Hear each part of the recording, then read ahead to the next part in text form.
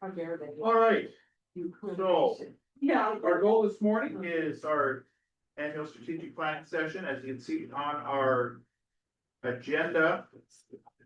Yeah, that's the agenda. So, see, we're just gonna be reviewing bylaws, assignments and such, prior to lunch this afternoon. We've got Joey Paulo will be going through some things with us and then, and completing our strategic planning process. So today, very important work today, but, not terribly intense as far as reports and other issues there. So start with our strategic planning. This is on page 10 or actually page 11 in your board packet. I'm gonna turn things over to McCall to lead us through. Yeah, thank you, Mr. Chair. I really don't have a ton of suggestions as far as changes for these items today, but I do want to go through them. I think it's really good that you guys have an opportunity to review and remind you of what's in your, various sort of governing documents for you all as a board, specifically first for your bylaws. Like Peter said on page 11, we'll sort of go through these. I won't read line by line, but do stop me. This is informal today, so we can discuss at any given time. If you do want to discuss items or have a conversation about different sections, ask questions, we can certainly do that as we go through.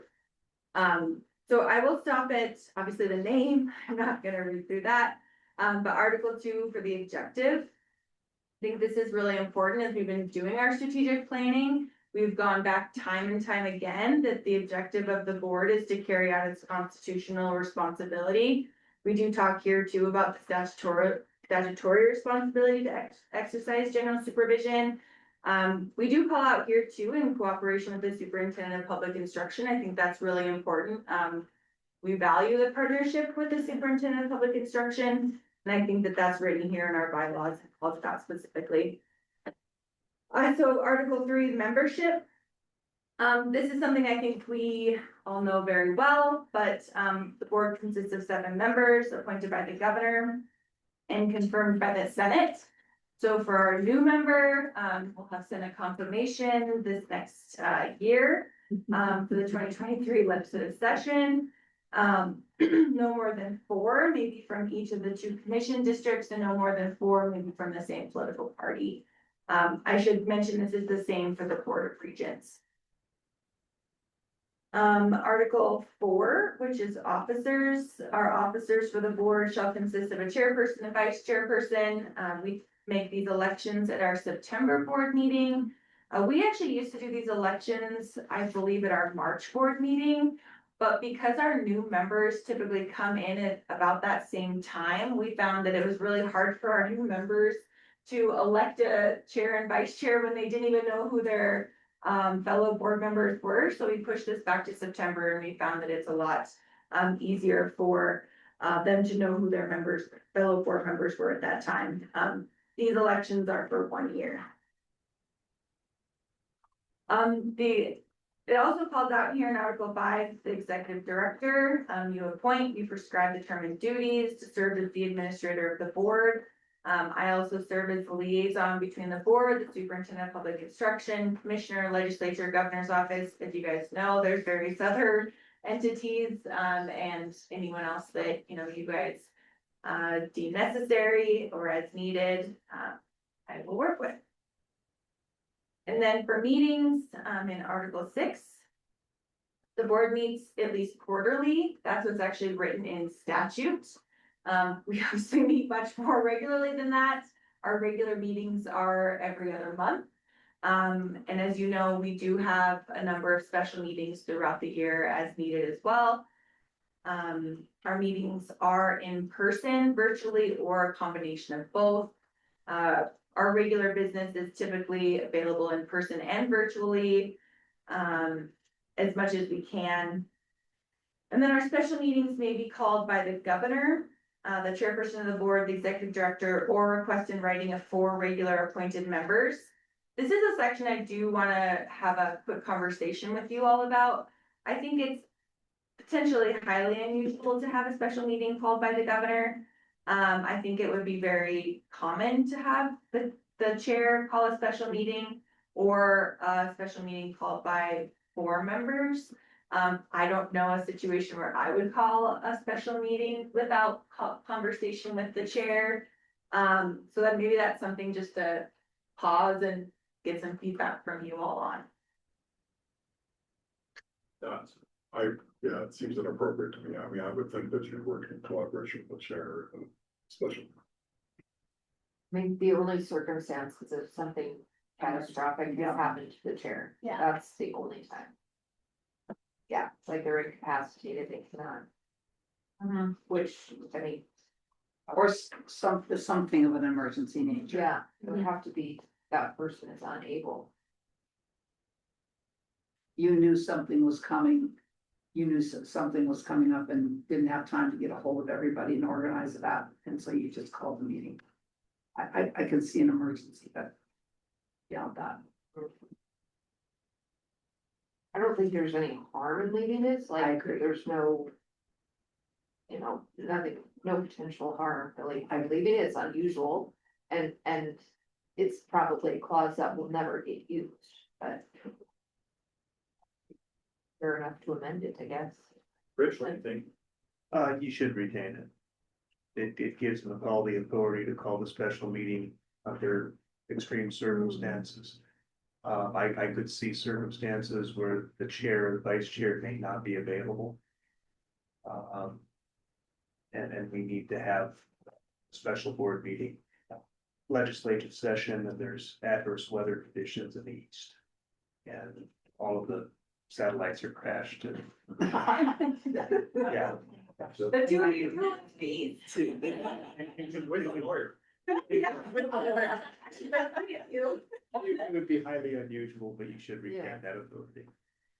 I think it probably came up when communications when communications were not like they are now, but I agree. I don't think it hurts anything, and it provides for an option if that is necessary. And here, you know the rule, you wash your car, it rains, right? We take it out, we'll need it. Yep. It's a great way to put it. I don't even want to imagine a scenario where we would have to use it, but neither. it makes, and for continuity of government operations, if something were to happen to the executive or something like that, that makes sense. All right, we will retain it. Thank you for that discussion. And the next section says the Board of Public Ed and the Board of Regents shall meet yearly as the State Board of Education. As you guys know, we have made that a formal meeting, which takes place at our November meeting each year. Zula, Bozeman, that whole rigmarole. This year we're in Bozeman. And then the chairperson may close meetings to the public if he or she deems necessary. We'll talk a little bit more about that when we get into our open meeting laws. There's a couple different scenarios in which that can happen. Individual privacy clearly exceeds the merits of public disclosure. Or in the instance where it would be detrimental to bargaining or litigation procedures by the board. And then in all circumstances, the chair shall read for the minutes the reason for the closing of the meeting. And show that the person in question requested the closure of the session. And we have had that happen a number of times where some educators come before the board and has asked for the session to be closed for one reason or another. The chair has also made the decision on their own to close the meeting because of student privacy. You may want to consider, and again, this is just your lawyer being a lawyer. Perhaps adding a subparagraph C. For any other reason permitted by law. Again, you've highlighted the two big ones that come to mind, being the personal privacy interests and then litigation strategy. But with our Supreme Court, they occasionally carve out different exceptions. We could add a subpart C there for any other permissible reason to close a meeting.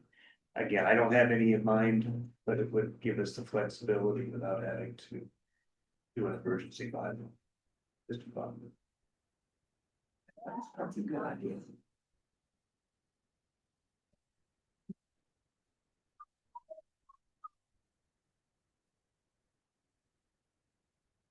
It would look really, really hinky if we had an emergency bylaws change and then to close the meeting, that. Very right people, so. Well, I can see if 4 members decided to hold a meeting and then we closed it. Yeah, I mean, we could go with all kinds of scenarios. Get really fun. Yeah. I think you all know what a quorum constitutes, and obviously we've gone through the organization of the board. In section B, we will talk about our committees a little bit more in depth here shortly. Standing committees, our committees meet much more regularly. They're committees that we discuss, very regularly on our agendas. And then you'll see a little bit later down, we talk about our special committees. We did institute a special committee, our AI and Technology and Education Committee. I do actually anticipate that committee being a little bit more active, something that after our conversation at this board meeting Friday, I think, there's some follow-up items I think that committee could definitely be looking at. So, as board members think of other things, special committees is probably the way to go about instituting other ideas that board members may have. Order of business, this is something too, as we think about our sunshine laws and every board has to institute policies and procedures for ensuring the public has access to your meetings. Our order of business is the way in which we go about that. We do the same thing every meeting. The public understands how the board is going to institute our meetings. This morning, as you saw, the chair had the call to order, the pledge of allegiance, the roll call. We did all the same things every meeting. I will note, and we'll talk about this when we talk about open meeting laws as well. We have 2 public comment sections. That is actually very rare. These opportunities are for items not on the agenda. But also because our meetings are typically take place over 2 days, it allows time on both days for people to speak to the board and offer public comment. I find that's incredibly transparent, and that's just a practice that we've instituted for a long time. And it's not, been, it's not taken a lot of time for the board, and so I think it's just been something that's really been nice for the board to do. Communications, again, all official communications come to the attention of the board through the executive director. You all have been incredibly good about that. And we've never had any issues with that, and it's written right in our bylaws. Parliamentary procedure, every time we go to NASB, we kind of joke about this because we talk a lot about parliamentary procedure and it's very rigid. Although our bylaws say that we use Robert's Rules of Order as a guide on questions of parliamentary procedure. Our actions here at the board are typically a bit more informal than other boards. I think that given the nature of our work, that's really important. And we get our work done in a good manner. I would add to that, not only a good manner, but a transparent. Yes. And when it's necessary and when the topic is more formal and requires a little more solemnity, I try to tighten it up.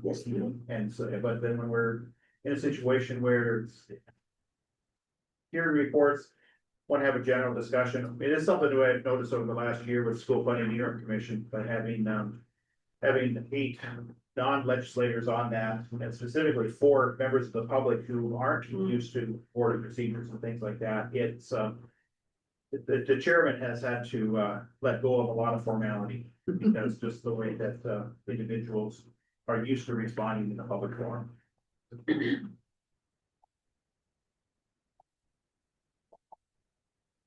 I think it's important to mention, the amendment section. We can add or amend these bylaws at any time by majority vote.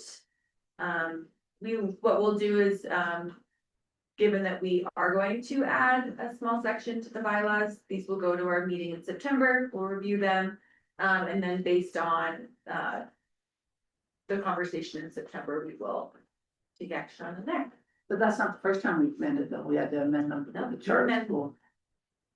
Maybe on there, Correct, you amend That's the almost list. every year. but that's the big one I remember. Yes. Something last year.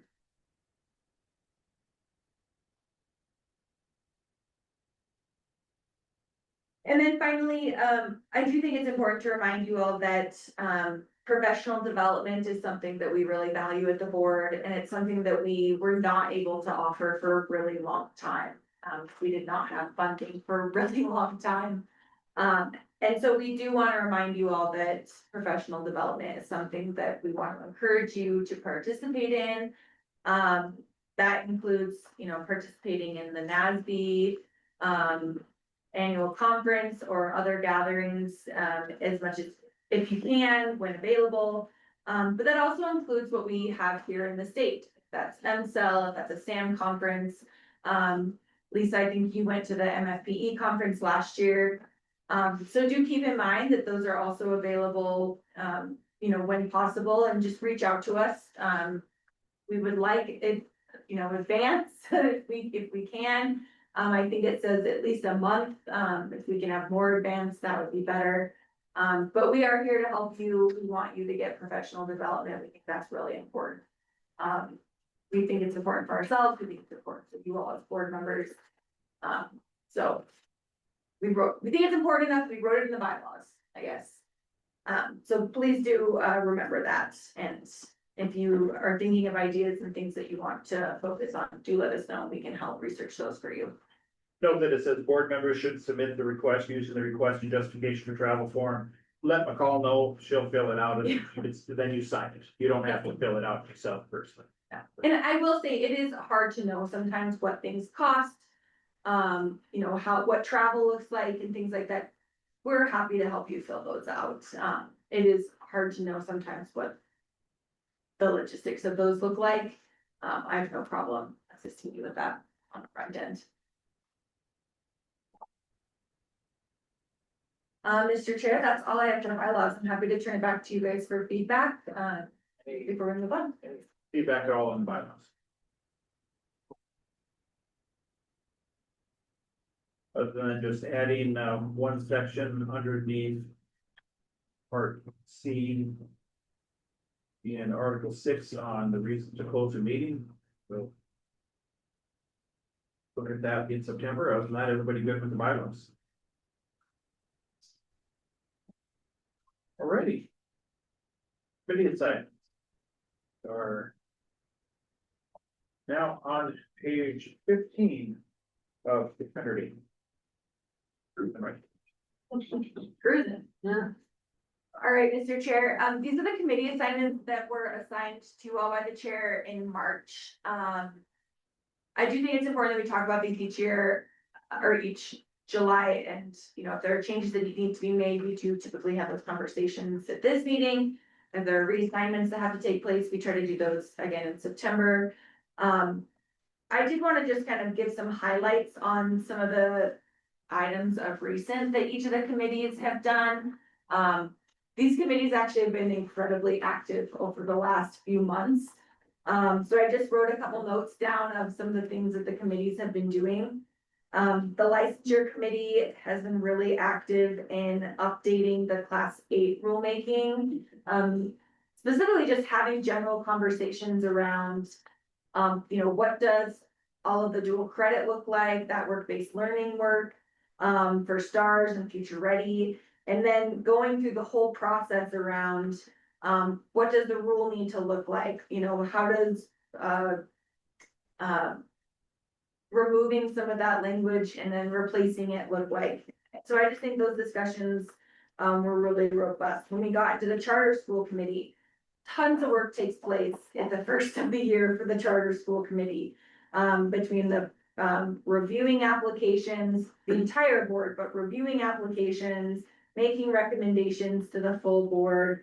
So that's just for the January meeting, and then moving beyond that, thinking about the performance framework, reviewing all the annual reports of our new charters and existing charters. And then also we put into place a new tiered intervention process. And there was a ton of background work that our charter school committee put in to get all of that before the board. And so I really want to give them some kudos on that. The MSTB committee, I think, the board really doesn't see all of the work that goes on behind the scenes for our MSTB committee. They meet every other month that the board doesn't meet with MSTB staff and leadership on all matters. You know, you all get a 30-minute, 45-minute presentation from MSTB. They meet with MSTB on the off months for about an hour and a half, and they go really into depth with Paul and his team on all things going on at the school.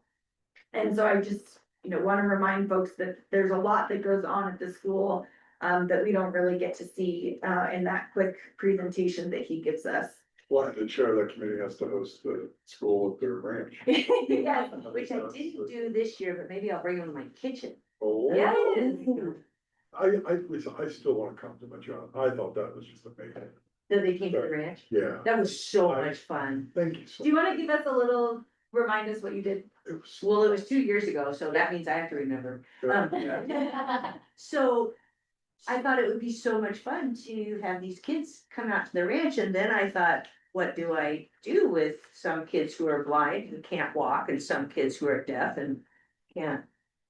Anyway, so we did a lot of sensory things. We felt wool, and we pet the lambs, and we rode in a wagon that I pulled truck, and we looked at worms, and we looked at the grass and felt those kinds of things, and then we had hamburgers and music, danced, and it was super fun.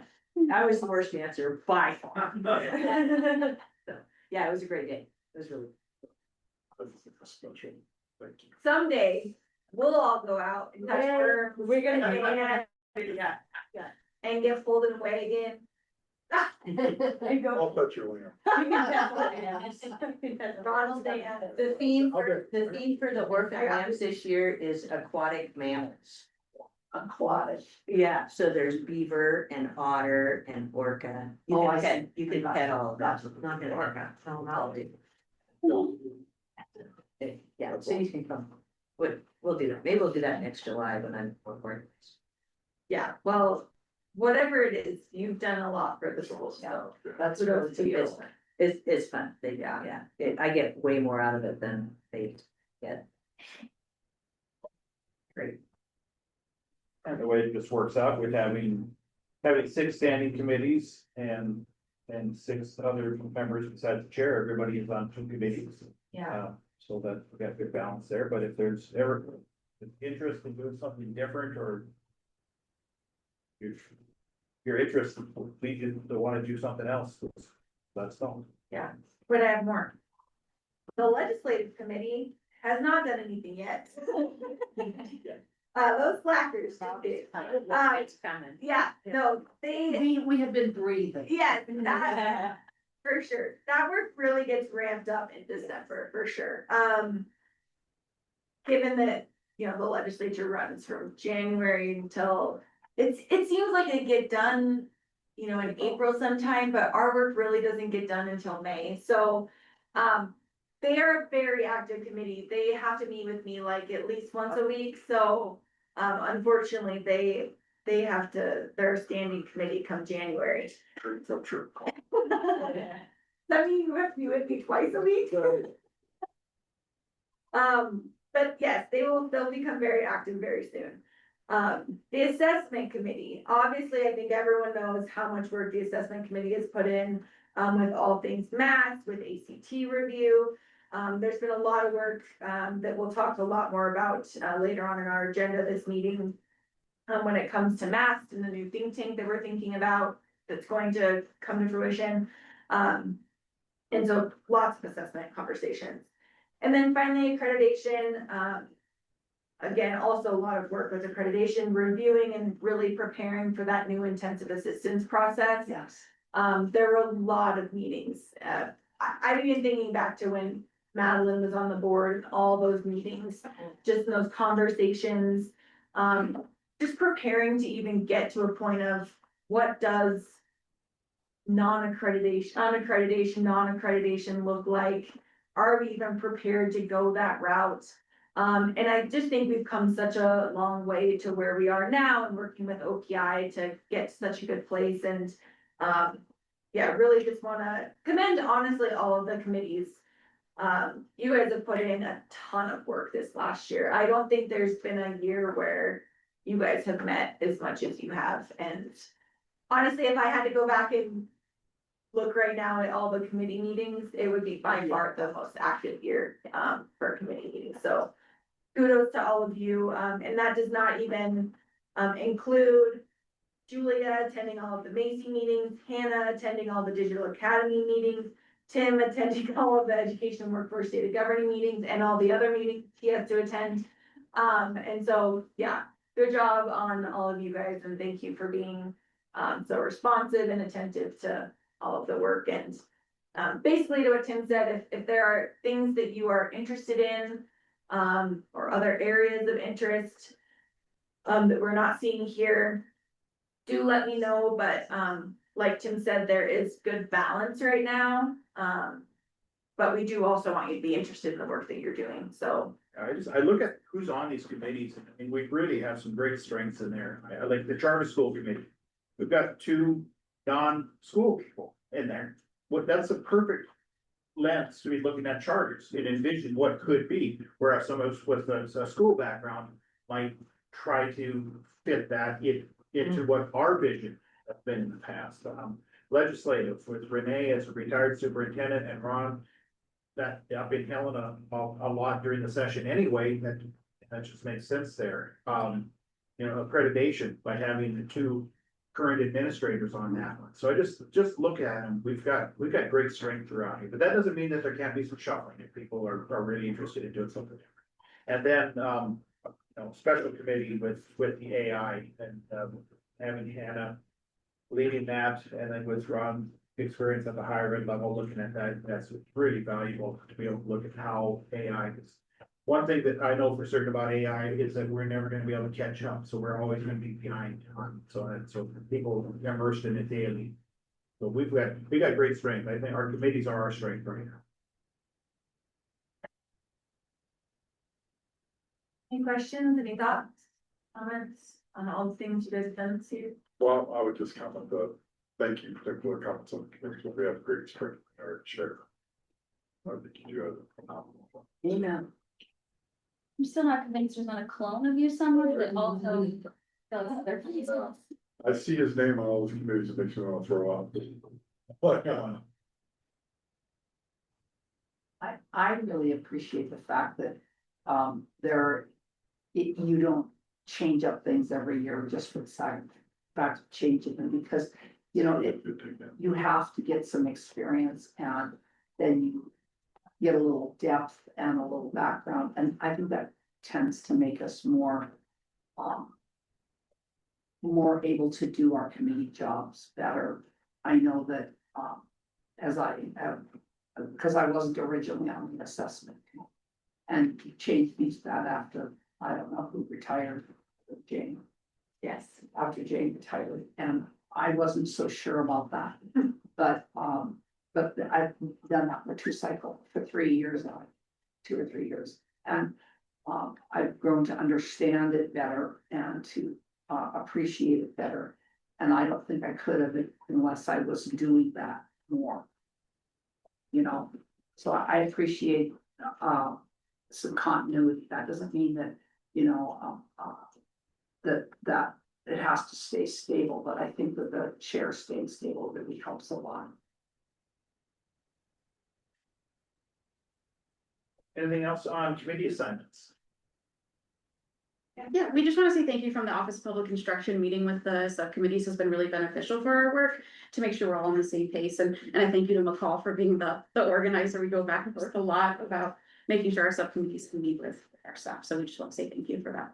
Continue to make that a priority. Thank you. 2027.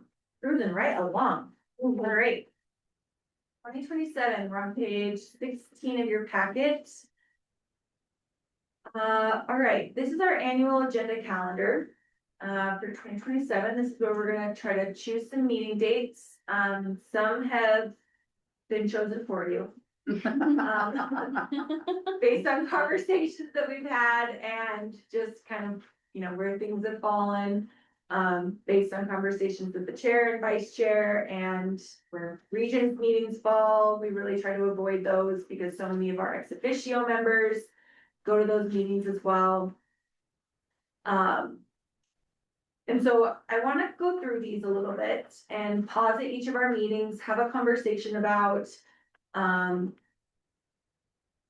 where the meetings are, what dates we might want to prioritize, and what's the highlights of each of those meetings. So obviously start in January. January 14th or 15th, or the 21st or 22nd. Tim, you maybe had a preference, but had said open up to everyone. The meeting we typically do in January is in Helena. It is session, so it is nice selfishly for me to be in Helena. I'm gonna probably say the same for Ron, Yes. frankly. Hopefully Tim's not leaving us. He's our next visiting member. We're gonna really try to put it on strong with the governor's office for him to Yes. have another term. So that's my next duty. But we have typically our, regular items in January. It'll also be the charter action meeting. To authorize public charter schools. If community choice schools were to come to fruition. That would also be a meeting where the board would review annual reports for the community choice schools, that's in statute.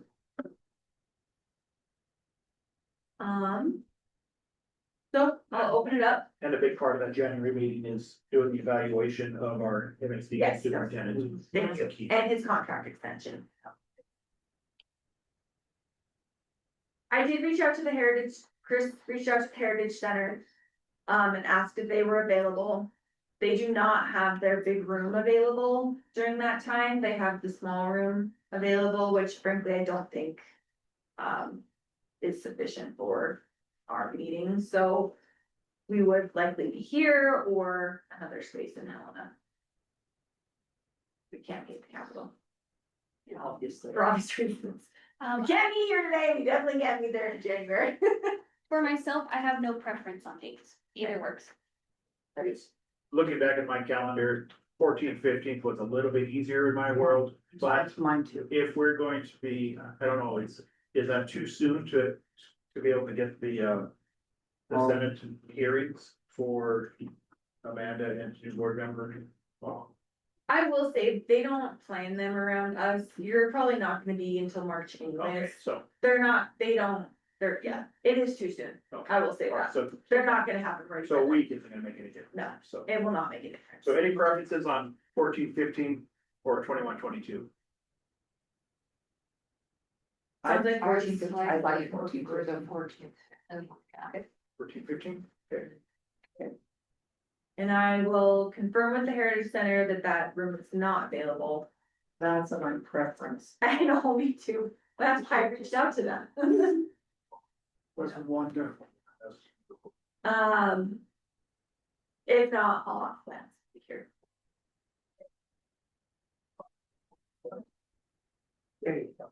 Okay. And in March. Heading west.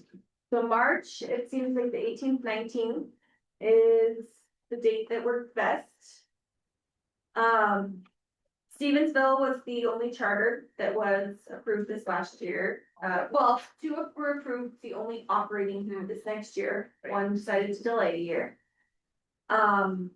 So, I think it makes sense to check with them and see if we can meet on campus, do a charter visit while we're there, similar to what we did in Ronan this last year. I think that actually worked really well, and it was a nice way to be able to meet with them and to have the full board there. And it's not that far, so those people who have to get back to Helena, I mean, it's not insurmountable distance. No, I mean, Right, in the middle of the legislative session is what. Right. Yeah. and honestly, if we had to, I mean, if there were hearings that Wednesday that I had to be at, I could do those, leave after, Right. you know, and then I could be back potentially Friday before Friday hearings. They don't typically have any crazy Friday hearings, but who knows? Also, March 17th, we're not gonna do anything on St. Patrick's Day. True. But what else, maybe. Also, I should tell you, while we're doing this, there's a map. Yeah. In your folders. Yeah. Of all the meetings. I do want you to, while we're going through this, it'd be good for you to see that. Of where we've done all of our meetings. All right, so The March 18th, 19th, and Stephen. So we'll add a new county. How fun.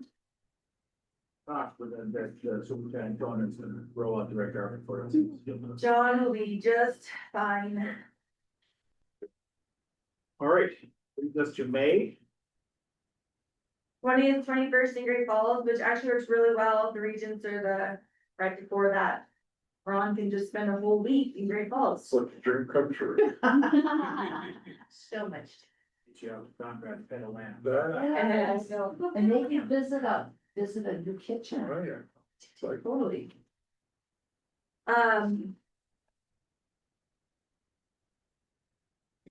Sorry, I was looking. Of exciting things in March, we do execute our charter school contracts. I did not mention that. In May, of exciting things, it will be Lydia's last meeting. She's a senior this year. So she will be leaving us. We will review the public charter school performance reports. And then we'll do my evaluation. All very exciting things. So that's May, then that brings us to our summer meeting. So I do have an exciting thing. We can be in the Heritage Center, July 14th through 16th. If that date works for folks. I will be in DC the 12th through the 14th. Great, you just come and fly into Helena. Yeah, maybe. I don't think I would be able to be there on the 14th. Okay. Which the 14th would be a day like today, and depending on what is on the agenda, we could likely start in the afternoon. Okay. It all kind of depends what we have, to do, right? If we have contested case hearings, those take hours, which add a lot more to our, if we didn't have strategic planning this afternoon, we probably wouldn't have needed this third day. It just all depends what we have, which is why we do 3 days, so it's up to you all. If they're not available the 21st to the 23rd. I have no preference. I just, as much as I love the Heritage Center, I feel like it's probably more important to prioritize all of our members' Yeah. attendance rather than the Heritage. Yeah. 21 to 23. Yes.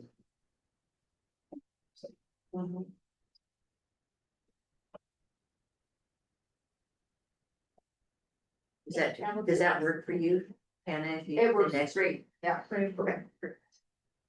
Okay, before I take my calendar off of July, Paulo. My calendar shows ECS in Nashville on June 30 through July 3. Yes, NASB, Right, we will do them at the Tuesday and Wednesday prior to that. Will it be the end of So June? it'll be earlier, and in fact, ECS is deliberately doing it earlier because of the July 4th holiday. Although they recognize that being there on the third, I think the last day would be the third for them, it's a little bit tricky, but for us, I think it works fine. So we, like you said, we would be June 30, July, whatever that Tuesday was. July 3rd has yet to be declared a national holiday, even though it's my birthday. Should be. July 30th. It's coming though, I hear it's in the, July in the 30th. pipeline. Hello, your birthday twins. Yeah. So,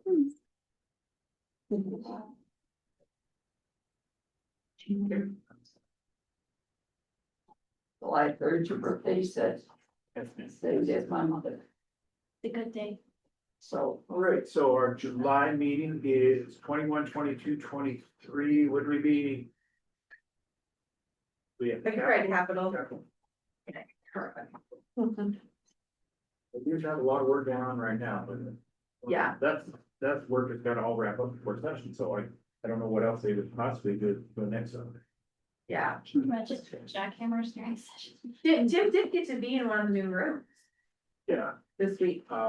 neither I nor most of the legislators present were very impressed. Legislators were excited. Really? They recognized how cramped it felt and kind of felt like it isolated them from the public. That was their goal. Yeah. That was part of the. Yeah, but the legislators didn't necessarily want that. Cool. All right, so we got our July, and then back on the road in September. Okay, so September is always our meeting that we get to kind of pick somewhere new. So this is also why I put the map in front of you. So we did choose the 23rd and the 24th. But if you look at our map, we've got kind of this really big gap in the middle there. And so I wanted to kind of choose something that would get us somewhere in the middle. I recognize there's lots of other places that we could go. Lewistown, obviously, we all know and love the superintendent there. We have a charter school there. Also up in Havre, Hill County, Highline, know the superintendent there as well.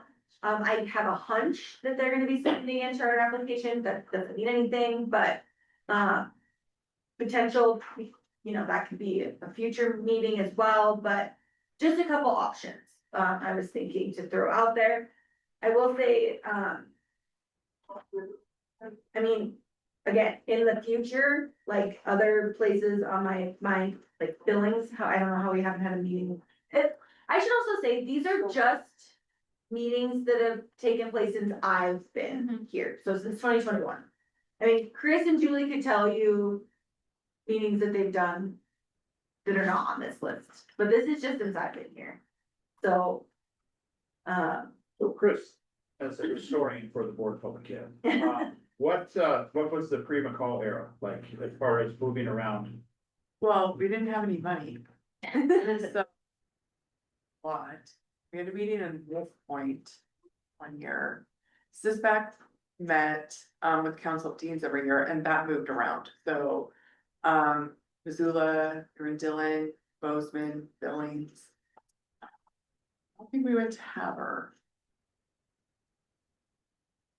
Do the full board meet in those locations or just this back? Just CISBAC. So the only time I recall going anywhere for the board was that point. And mostly because we just didn't have any money. I mean, we had money to pay for board member travel, but not really staff travel. And Pete wasn't attending conferences or anything at the time either, because we just didn't have any funding. So, yeah, I think the last one that I remember was 2013. Oh, that's been a while. And that was because the chair at the time, Patty Myers, wanted to meet on all of the reservations. That was the last one. I came on in 2011, that was the last one. They hadn't gone to yet. One thing that I'd like to throw out, if we decided to go to Havre, is it would be interesting to visit the Department of Education, the teachers. The college, The college. the college beds. That's what I'm trying to Yeah. say, the college event, to see. Yeah. We hear from them a lot and we hear about them a lot. Yes. We should talk about that. I would like to do, Lewistown because we could knock on visit another charter. And if Havard does apply for a charter, then we could do that the next year. And then we've got to put some places up in Northeast, yeah. I gotta go visit. Well, we are going for a barbecue at Tim's house. Can we put that on here? Yeah. That's Richland, that's. I'm just kidding. But yes, I mean, do keep this in mind, we've had a standing invitation from Lori Barron to go to Evergreen for like years. I realize that size is kind of saturated, we don't have anything in Flathead, but, that's been on the list for a long time too. And every time I see her, she's like, when's the board coming to my school? I told her, eventually. Since we're being informal, I'm gonna put Larry Crowder on the spot here, and also Renee as, and with the three of us being veteran superintendents throughout the state. Would it be fair for me to say that the board's visibility in recent years is the highest it's ever been in your career? That's partially due to us getting out and about and visiting these places. I would agree. What feedback, do you get any feedback for anything you've heard from other schools about us trying to get out of Helena and being out in our schools? I think the continued effort for increased visibility is gonna just strike a chord, especially with the charter school applications, being the most recent on the forefront in your repertoire of many things going on. Plus your review of accreditation standards, that's always on the ball season. But very proud. I get feedback quite regularly, not, I would say all the time, but quite regularly about it. Then people have no idea what the board did or anything like that. And that was really nice to be able to see what the board does. Sorry, it's not, that's bad. So I like that part. From a personal standpoint, I miss meeting in the Capitol. I like meeting in the Capitol. So, I think that adds gravitas to what we do. So I miss that for the first few years, we didn't program as much, but I think it's really important that we're doing what we're doing. I really like getting to know the teachers when they come and see us on those meet and greets and stuff. Because the fact that this board is from all over the state and we can all say, oh, John Conan, we know him, Lori Barrett, like we know teachers and by name. That's a pretty, because our state's so massive, the fact that we all know those people, that speaks to the effort, I think, of getting the people who we represent to feel attached to us, because that's the whole goal. I'd like to see this map augmented with the places that board members have visited on our, as part of the charters, because we've been, where else have we been? Libby, Big cord. Libby, Yeah. so. Yeah, could you make that a different color? That would, Yeah. that'd be, I think that'd fill that in. And those were formal visits. Those are, They were, yeah, they were they're not formal, meetings. but they were formal visits. And I would argue that they're just as important to that school because we've spent the time visiting those people. The other thing we talked about, this was a while back, regard to, and this was actually July last year, when we talked about accreditation, and if there ever was a school in danger of losing accreditation, that the accreditation subcommittee would make the effort to actually go visit those schools that were struggling, to see the work that had or hadn't been done prior to making a recommendation regarding accreditation. So I think that will also fill in some gaps potentially in locations.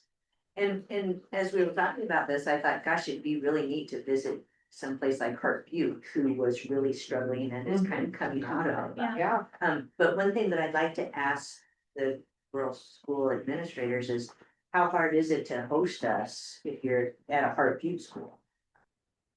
Well, if you're at a Bayville or a Culbertson, it's easily done. Right?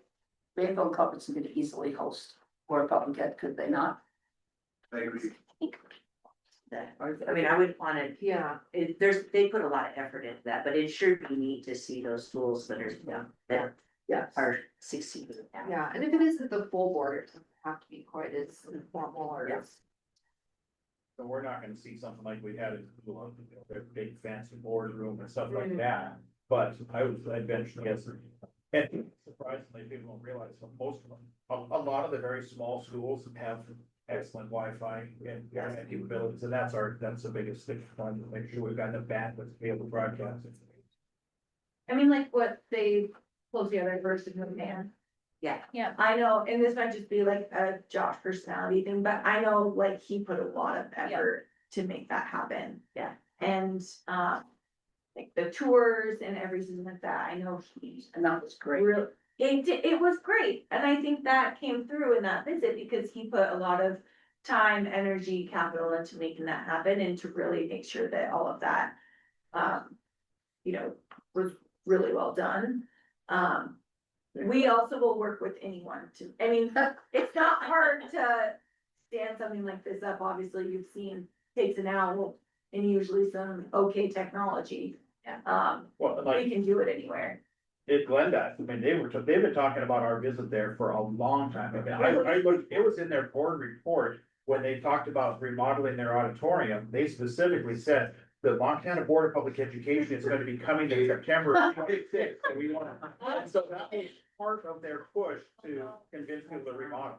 That's cool though. That's really Yeah, it cool. was the original chairs in the auditorium, which everybody said were just fine, but until you actually sat in it, so it needed to be done, but they're excited about it. I think the schools are, they wanna do good for us. My preference on the list would be Lewistown only because I really want to see the CT Yeah, Academy. me too. And there's a lot, it appears that there's a lot of, other districts that are kind of modeling their concepts off of that. So that's kind of the original and the most established one, so I really would like to see that.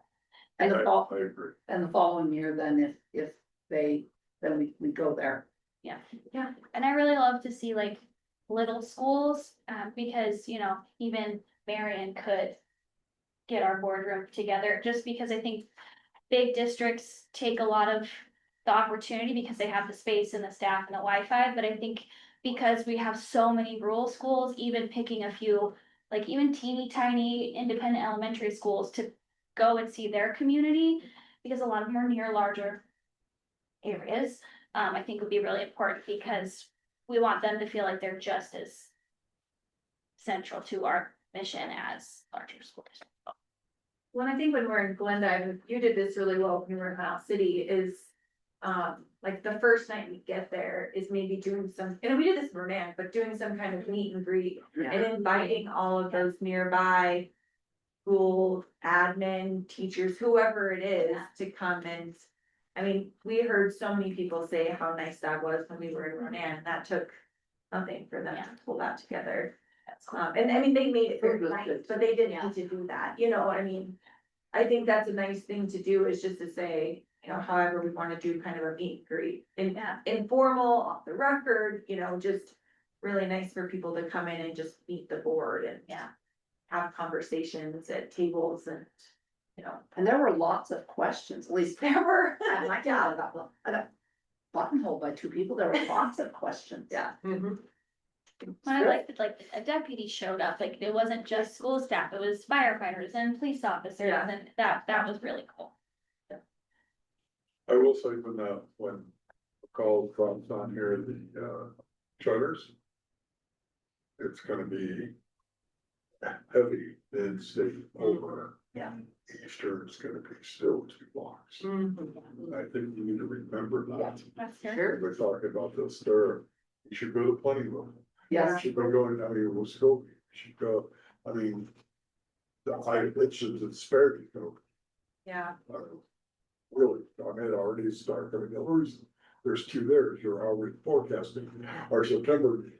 Cause that has been. I think so. And also, A location where our board members live too, like stars or something, just, to kind of show accessibility to.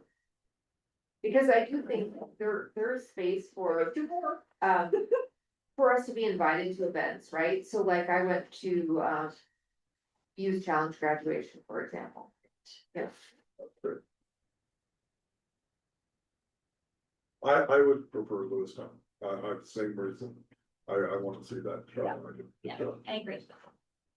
Yeah, so I've mentioned lots of times the core charter school in Great Falls, I think is a model for when re-envisioning teacher prep, and I think the Lewistown CTE is the model for what CTE can look like in Montana, so we got. Well, the base model. Yes, and then take it from there. Great things. All right, so Lewistown in September, and always thinking ahead. Maybe we think about March of 28, head up and go hang out with Dr. Barron.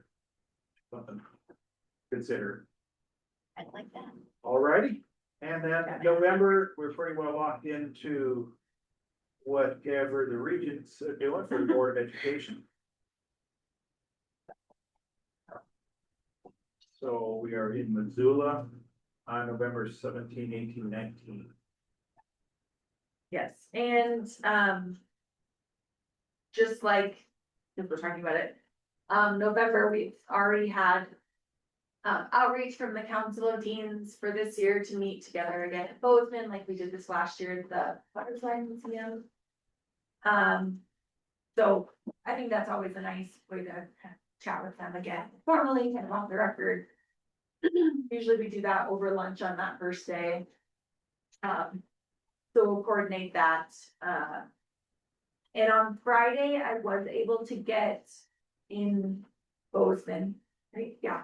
I was able to get the, alumni lounge on campus, so we won't have to rush. But I assume we'll want to meet at the school, since we typically do. Or do you guys want me to ask to meet on campus? What are your thoughts? Do you have thoughts?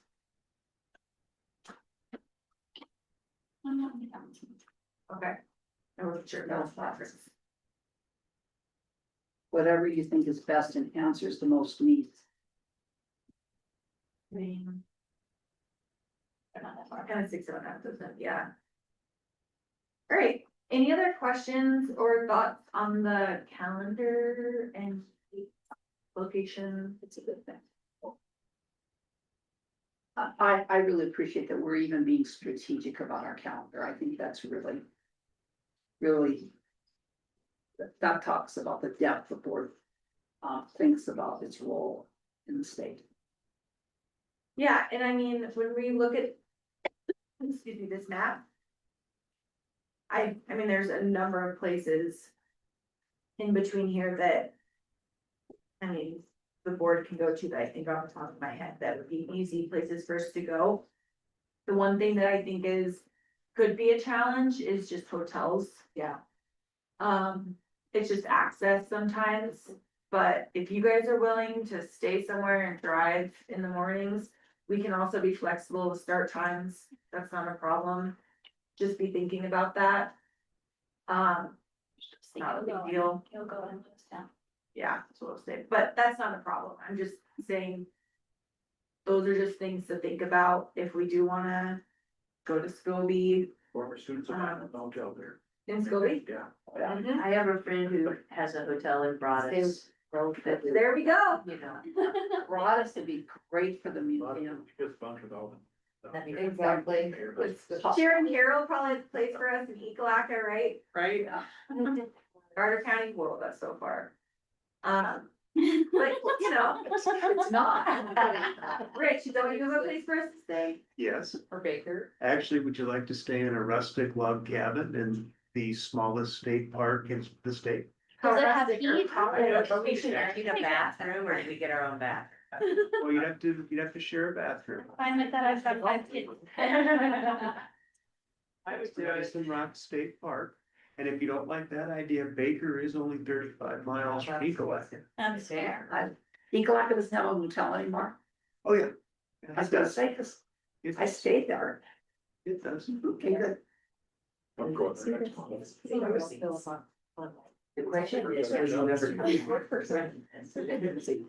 right. So I like this. Anything else on the Yeah. calendar? Todd? Great, Roby, yeah.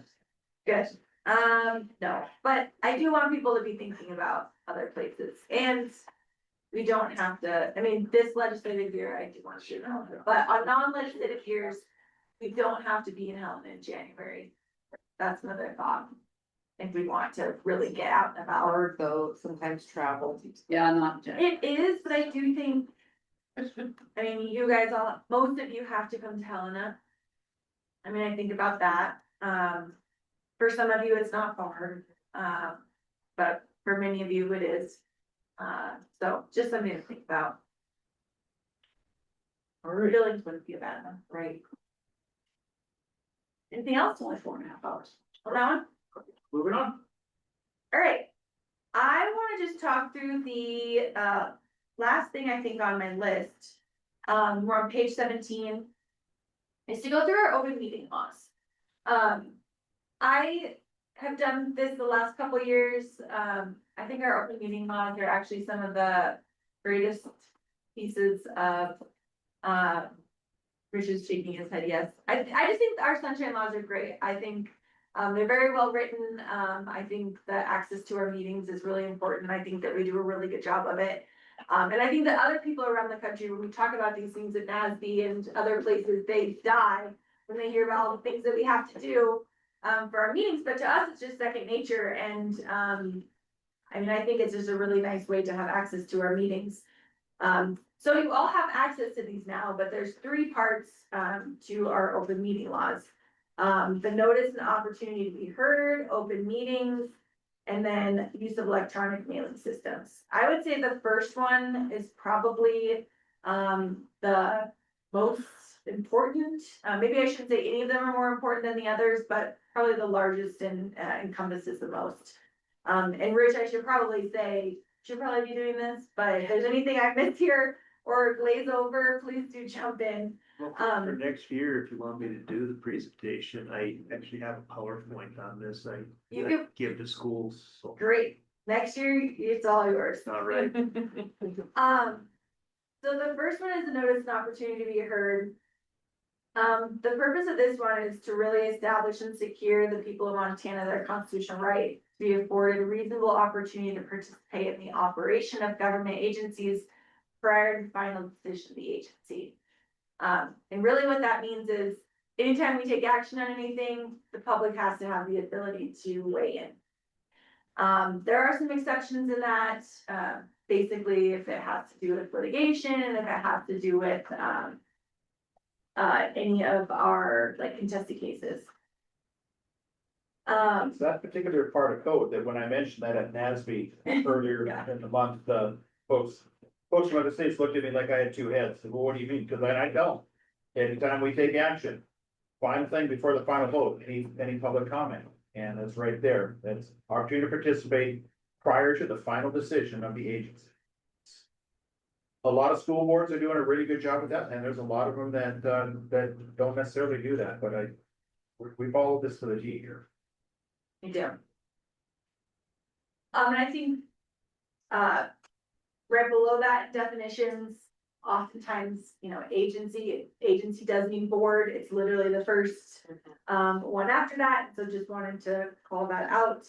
Down below, it mentions that each agency shall develop procedures for permitting and encouraging the public to participate in agency decisions that are of interest to the public. Our procedures must ensure adequate notice and assist the public in participating before our agency action. That was what I was kind of mentioning before, the process by which we ensure the public can participate in our processes. We are, like I said, incredibly transparent. It's in our bylaws. It says, this is how we're going to operate our meetings. It's written there. We literally the exact same how in our agendas every single meeting. Don't you think that this was really visible, especially this last year and a half, as we've talked through assessment? You know, and even though, you know, that the public continued to have input, which, you know, we took seriously, we made our decision. I think public input then also impacted some of the things that we try to do or are trying to do afterwards. I think that's a really good case of showcasing, the public's, input in past decisions. That's the biggest one I can think of. Yeah.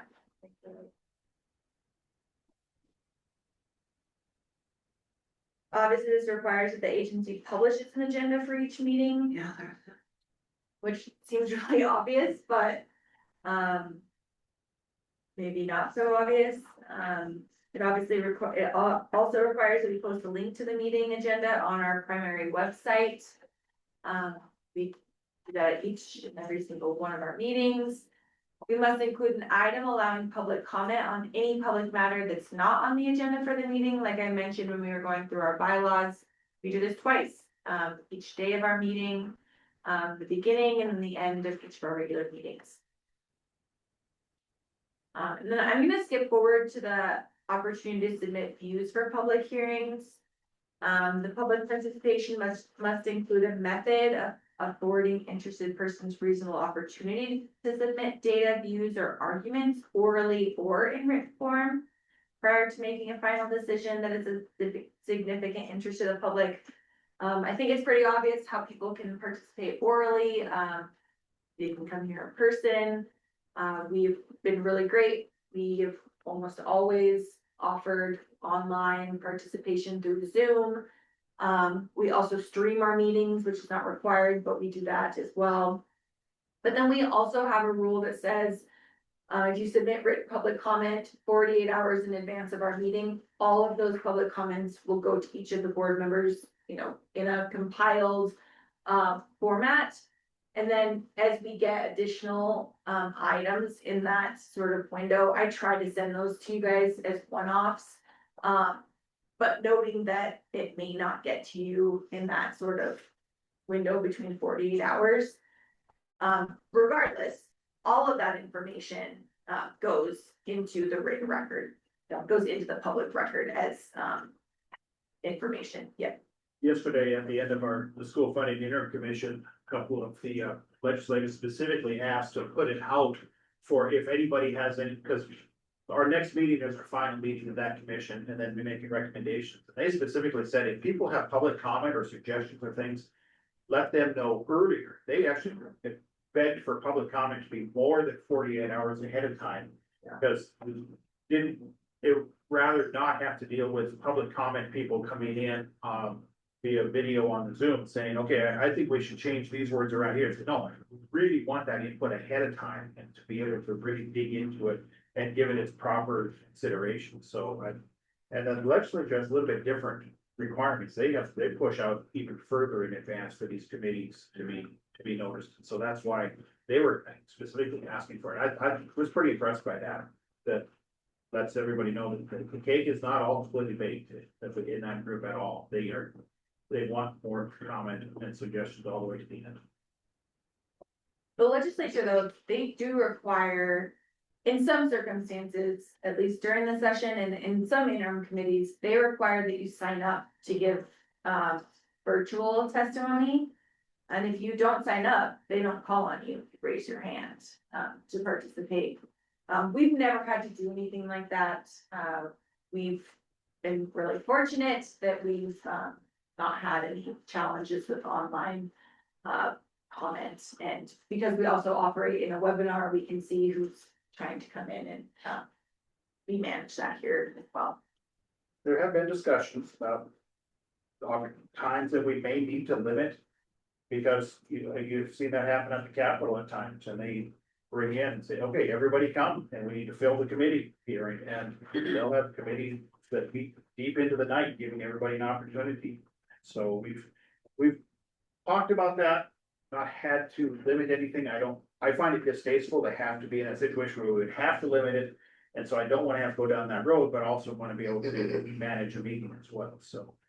The things that occasionally come up wondering about the public comment, and I think the open communication with the other partners in education, letting them know, look, we really want these opinions, but quite honestly, it's not gonna help to to bog us down, intentionally trying to bog us down with public comment, that's not gonna be productive either. So trying to find that balance between the true open meetings, but not making them an antagonistic situation.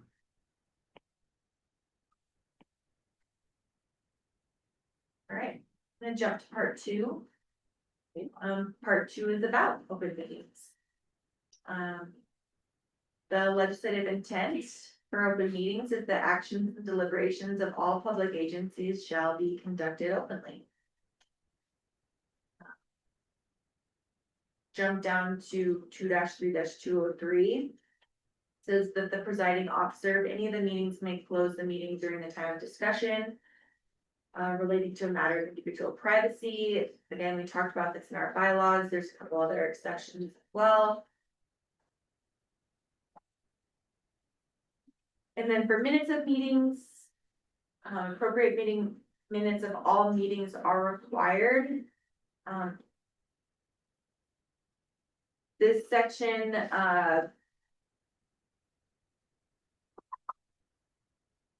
we do written minutes for all of our meetings as well as recordings, which is the next section I'll talk about. But even though we're doing recordings, we still maintain written minutes for all of our meetings. Yay. Yes, Chris loves them. Sure. So for recording of meetings for certain boards, this section has actually been tinkered with over the last, I think, 3 sessions, quite a bit. It says that boards shall record their public meetings in an audio and video format, and really it calls out almost any entity that meets as a board or commission or council across the state. And I look around here and I'm thinking, all of you are probably on another kind of like board or council in your communities, and you've probably dealt with this in some way. And we're called out specifically in D there, if you see. And basically what it says is that when we record our meetings here, we are then required to make the audio and video recordings of our meetings that we're required to do. We have to make them publicly available 1 day after our meeting. So when we're done with our board meetings, we basically rush back to the office and have to put it online.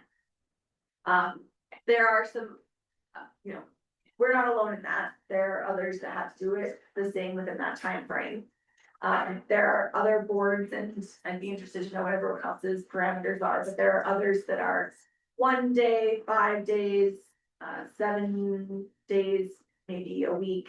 But they're kind of all over the map, and that's changed, like I said, over the last sessions based on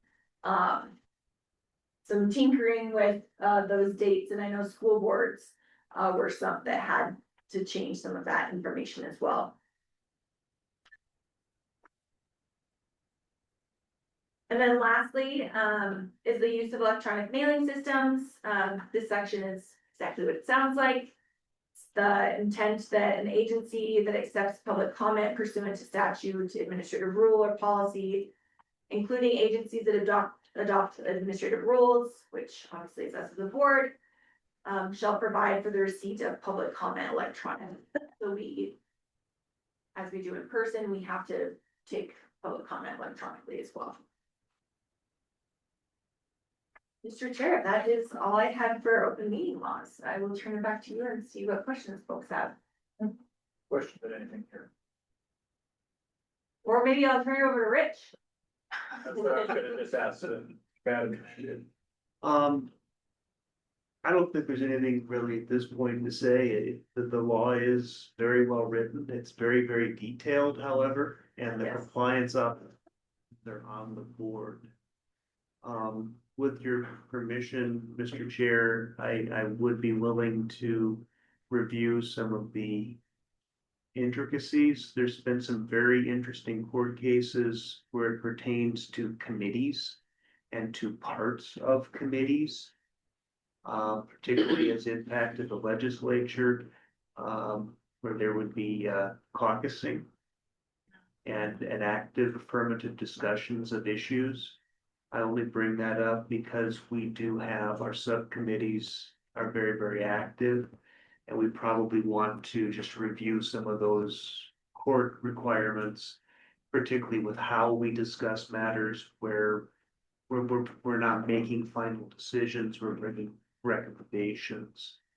But also what we do at our dinners, when we're sitting around the table, we don't want to be discussing and deciding how we're going to vote. But with your permission, I'd be happy to put together a little 5-minute talk at a future meeting.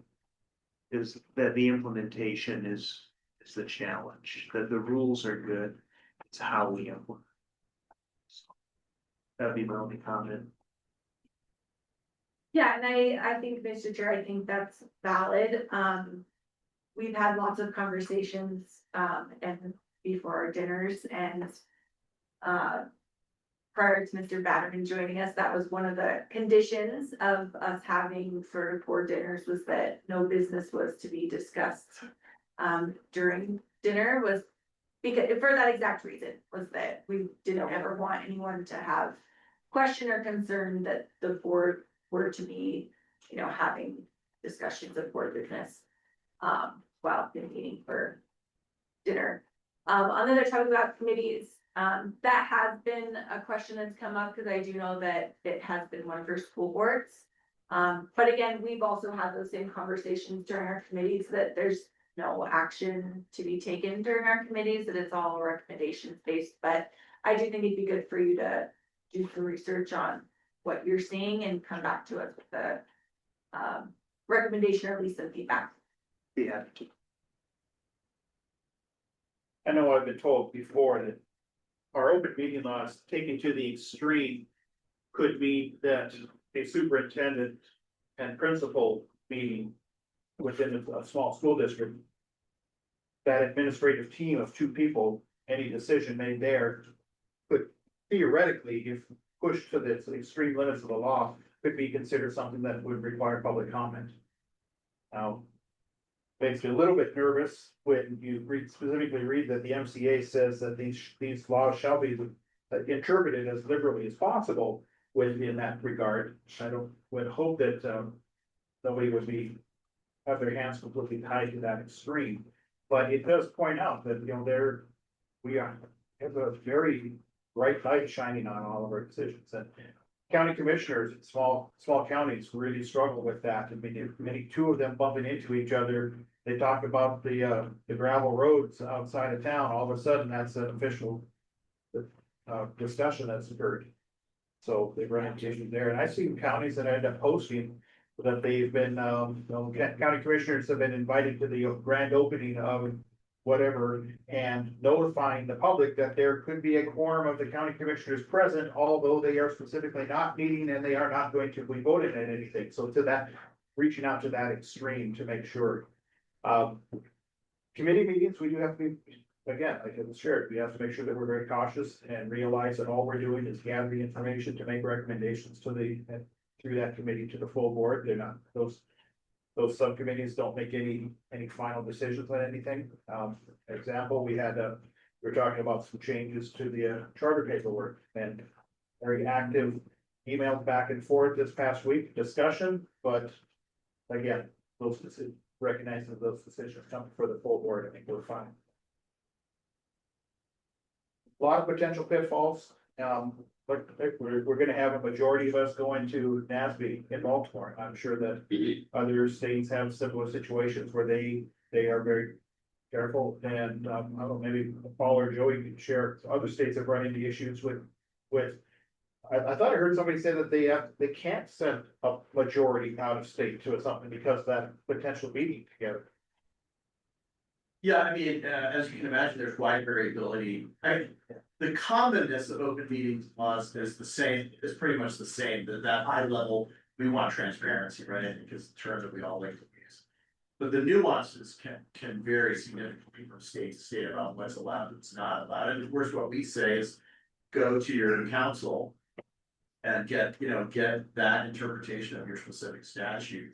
And then, and again, as informed by court, invariably, as things are litigated, that adds, nuance and arguably clarity to the particular state statutes, that then apply to the different state bodies. So, I mean, I really appreciated this conversation. You know, because it always helps me to understand, but as you said, Mr. Chairman, that, you know, other states may have more, you know, stricter provisions, and other states may have more, somewhat more liberal provisions. And again, that's where it's ultimately up to the specific context of the state to govern the. Anybody have any questions or discussion to talk to Rich about, bring up? I will say when we went to NASB last year in Austin, there were 4 members that were there, and I did put on our events page that a majority of you were there, but no business would be taking place, just as a FYI that was happening, so that there would be no questions. It's probably a wise decision. I think about a small town, you know. Yeah, you know, every board member pretty much shows up for every basketball, football, volleyball game, and there you are, and, you know. I just ask them, please, don't all sit together. Well, I think about when we were in Livingston, we're all sitting together at the volleyball game, right? I mean, I don't know, it can't. I know, it's just. Which is why none of you get to sit together to dinner. So, You're all spread out over the restaurants. Reservation for 15 separate tables. Oh, my God. But it's just a good reminder for them. it is. Yeah. It's inevitable, the discussions are gonna come up, we'll have to make sure and the way we do this is by policing ourselves, make sure, and I look back to my time on this board, you know, there's always gonna be, you know, References. things that, you know, 1 or 2 people talking about something that happened earlier in the day or something coming up the next day, and there's nothing wrong with that, but as soon as we have a gathering of 4, and it's problematic, it's really terrible, which is why our committees all have just 3 people on. Yeah, that's right. Anything else for this morning? No, Mr. Chair, not unless you have anything. Let's cruise through that. That's good. What we're doing now, we have about 20-some minutes here. Do you guys wanna have the personality test? We could do that if you'd like. I love for that. Oh, this is good. Oh, boy. I feel fun. I know. So you get us a map, the things we said. Always, yeah. Yeah. Amazon. I won't. No, I don't care. Yeah, I'll do like Giant stars purchase. for where members live. Yeah. It was only like $9, I think. Oh, my God. Yeah. Thank you. They're also on Tommy How about, what you did, we did. I don't know, I think there might be a Delta. Do you wanna move the plane? Well, I'm handing it Yeah. off. Could actually put the PowerPoint deck, like. Oh, yeah. Oh, sorry. Yeah. Should I sit here with? Yeah. Yeah. Here's the way. Yeah, that's fine. Per line. No, we're gonna have a show that, and then we're gonna do lunch, and then. Yeah, but if you. Most of them are really. Yeah. And. It's also a lot. Where we have.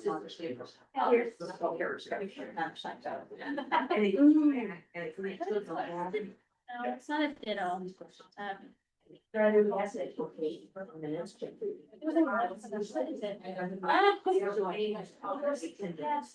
there's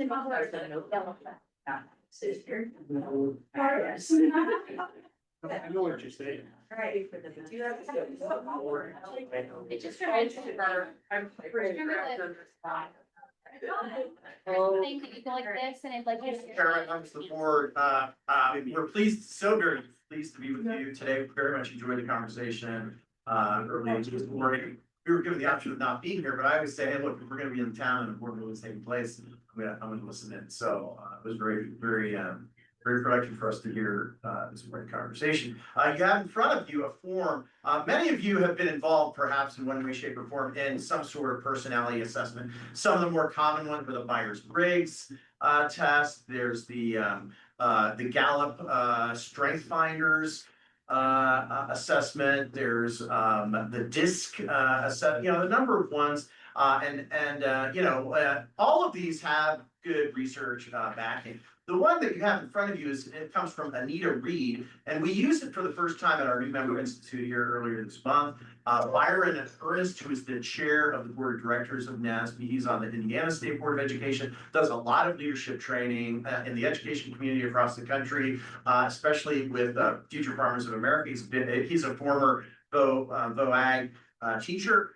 So he's very, very much aligned with the Future Farmers. And this is a tool he uses.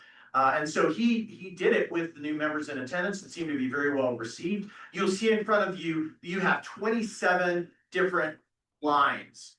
And each line, the ones at the top are single words. I think there are 23 or 24 of them. The point is to circle the word that most resonates with you as reflecting you, right? And then the last, I think it's 4 rows have phrases. But there are 4 phrases in each of those categories. So circle the phrase that resonates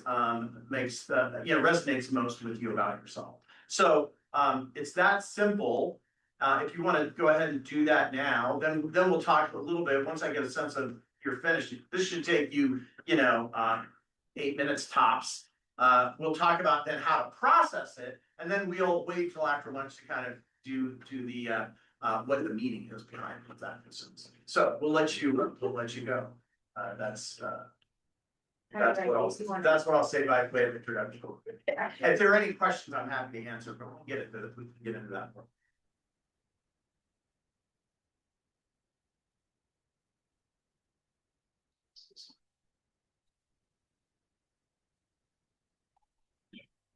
Oh, white person.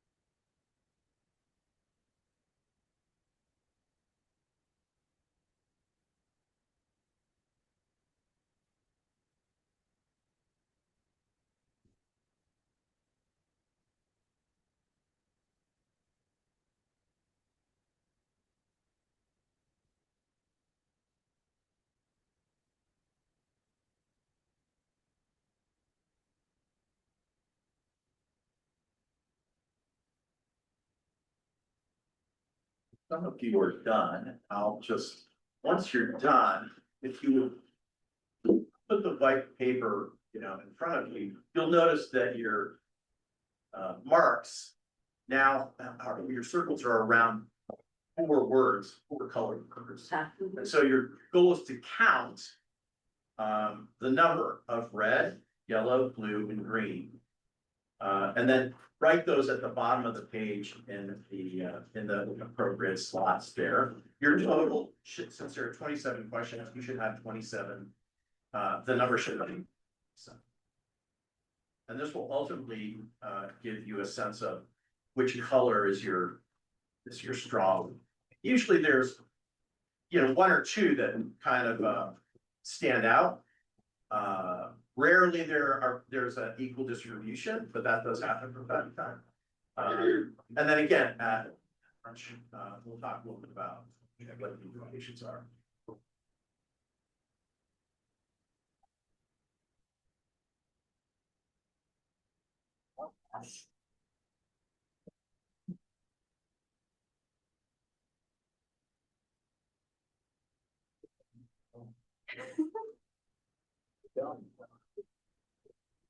Are you comparing your own? Like the answer is totally different.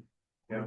Is it, it's kind of what you're experiencing a little bit, like how you contextualize it. Yeah, absolutely. I struggled a lot. Yeah, some of these I was like, I don't like. It was really hard. Me too, there were two that I had a terrible time.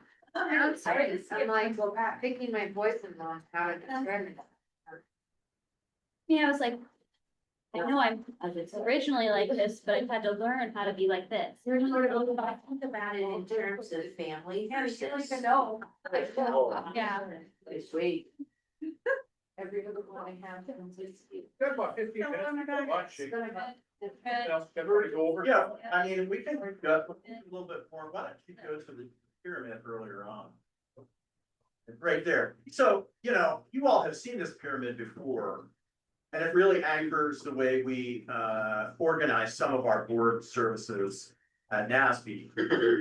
And the reason, as you've seen in prior presentations that we've made, is that goals is circled, because that's really where this idea of a strategic plan, a shared sense of purpose, a shared sense of direction, a clarity about direction comes to play.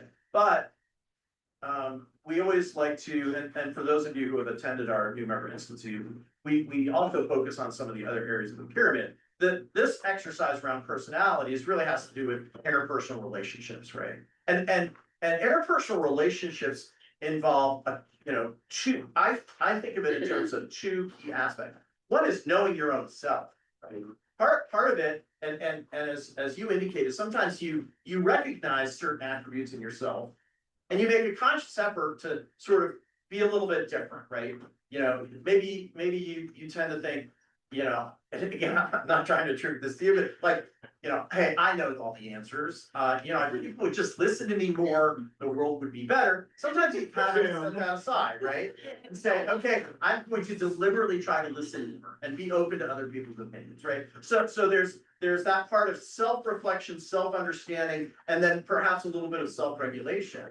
And then there's the sense of knowing others. Oh, I know Tim. Tim has these attributes, but in knowing that that's his dispositional profile, then I might interact with Tim a little bit differently. And that might, that might help. So a lot of these personality tests, Myers-Briggs, StrengthsFinders, really are all founded on this same idea. Know yourself and think about your own ways and be attentive to those and how people might respond to them. And then know about others and how you may, conduct yourself when you're dealing with a person. And so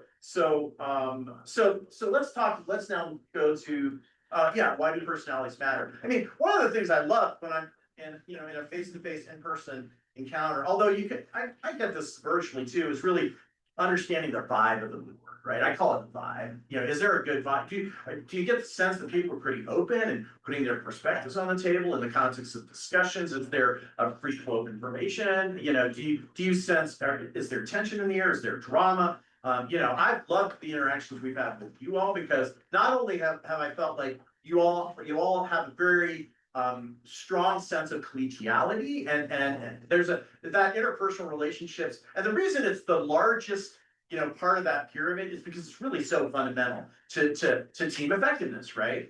If you don't have a really strong interpersonal relationship kind of culture, then things can fall apart very quickly, which is why when you look at that graphic, there's an arrow that says when you design a team, you design it from the top down. But when you diagnose team problems, you diagnose from the bottom up. You start with interpersonal relationships, because if you haven't focused on that, then nothing else, you know, you can have the greatest shared vision in the world, but if people are not talking to each other, or angry with each other,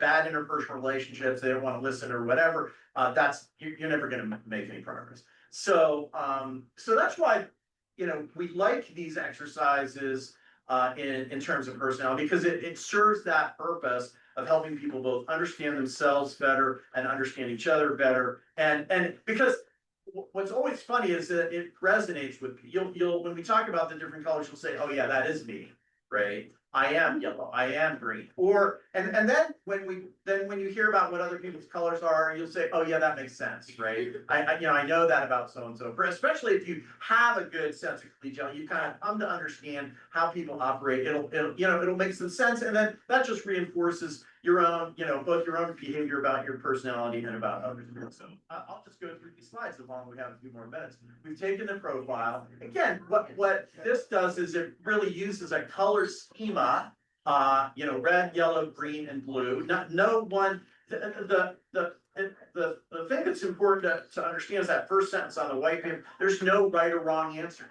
Nobody is saying that, red is good and blue is bad, or green is good and yellow is bad. There's none of that. It's just recognizing the realities that, and I think you could also argue, and I think Anita Reed would suggest that, it's maybe an oversimplification to put people into 4 buckets, because every single one of you will have a unique set of answers to this. It would be really rare if you all answered exactly the same attributes on exactly all 27 questions. So I, embrace that diversity, but see the value of this kind of typology in helping people understand what they need. So let's go to the next slide. So again, this is a little bit of a summary slide. As I said before, most people are a blend of 1 or 2 dominant attributes. If you have 10 or more, that's really kind of strong. I had a couple I had one that was 10 and one that was 9. Your lower scores less than 5 are clearly those areas that are, less representative of your personality. And then, sort of those close areas, 6, 7, those might signal some, especially if you have a pattern like that, 7, 7, 7, 6, you're really kind of, maybe well-rounded in terms of these personality attributes. So let's go through a little bit, each one of these here. I think it can be enjoyable to work with, even if you are not 7. No. Yes. Don't mean implying. So let's talk about red. So the key words that describe red is direct, to the point, you're results oriented, action oriented, hurry, get it done. You're an achiever, you're visionary, you're competitive. You would never stand in a line at a restaurant. You just don't have the patience for that. You want to win. You are in, a small sports car that's probably red, single cab truck, that kind of thing. That's your transportation. In terms of relationships, it's very much, I've been denied. That's your justification. And your attitudes, yes, I'll do it. Get it done. If you're putting a swing set together, the outcome is it works. It works as designed. What irritates you is indecisiveness, less than excellence. That's red. Do I have some reds in the room? I see people. Okay. I want to know their numbers though. Three reds. Oh.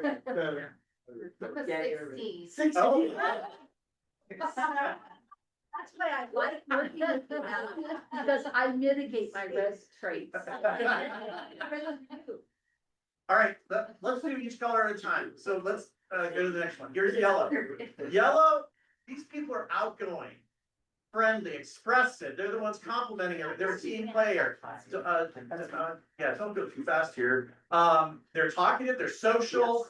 The word fun, sort of supersedes other aspects of the work. People listening with interest, optimistic. They're driving minivans. large SUVs, they have a quad cab, you know, on their truck. They're kind of used to the extravagant with their financial resources. Even if they don't have any money, they're gonna be, you know, very generous. Their attitudes, the more the merrier, you know, let's all do this and keep going when they're building the swing set, it's like a park. Hey, we're building a swing set, everybody, come on down, they're gonna have drinks and snacks and maybe entertainment, and play music. What they're irritated by is things that are like routine and mundane, right? Do we have to approve that rule, you know, again, you know, that's the kind of thing that irritate the yellow group. And who are the yellows in the class? Nice, I'm also. Renee's a yellow. This, there you go. Right. I even drive a minivan. Okay, let's talk about green. You all are the organized ones, accuracy, preparation, you're pretty conservative, you want the details, you sort of wanna be in control, but it's really about, you know, specificity, clarity, and preparation. Let's go, Karen, you know, let's get it done, let's do it right. Spreadsheet. Let's spend attention, let's do it on time, spreadsheets, analysis, those are kind of key things that resonate with you. You're in a very practical car, very practical. You're looking at consumer reports when you're buying your car, you know, and you may be looking, you're gonna buy used because you're really fiscally conservative, and you know that if I can buy a used car, I can still get a lot of miles out of it. It's fiscally conservative, you're structured, you know, there's a place for everything, everything is in its place, that's your. On the swing set assembly, you are the one with the instruction book, making sure, checking the boxes, did we do this step right? Do we have the right nuts and bolts? And we don't want this thing to collapse. What irritates them is surprises. Yes. Unexpected things, disruptions to routine, that kind of thing. Very, very routinized, want everything to happen as planned. Who are the greens in the room? Oh, look at that. So remember. She scored 90. What is your score, Paul? I'm 17. I love greens. I live to have green in my life. Because I need it.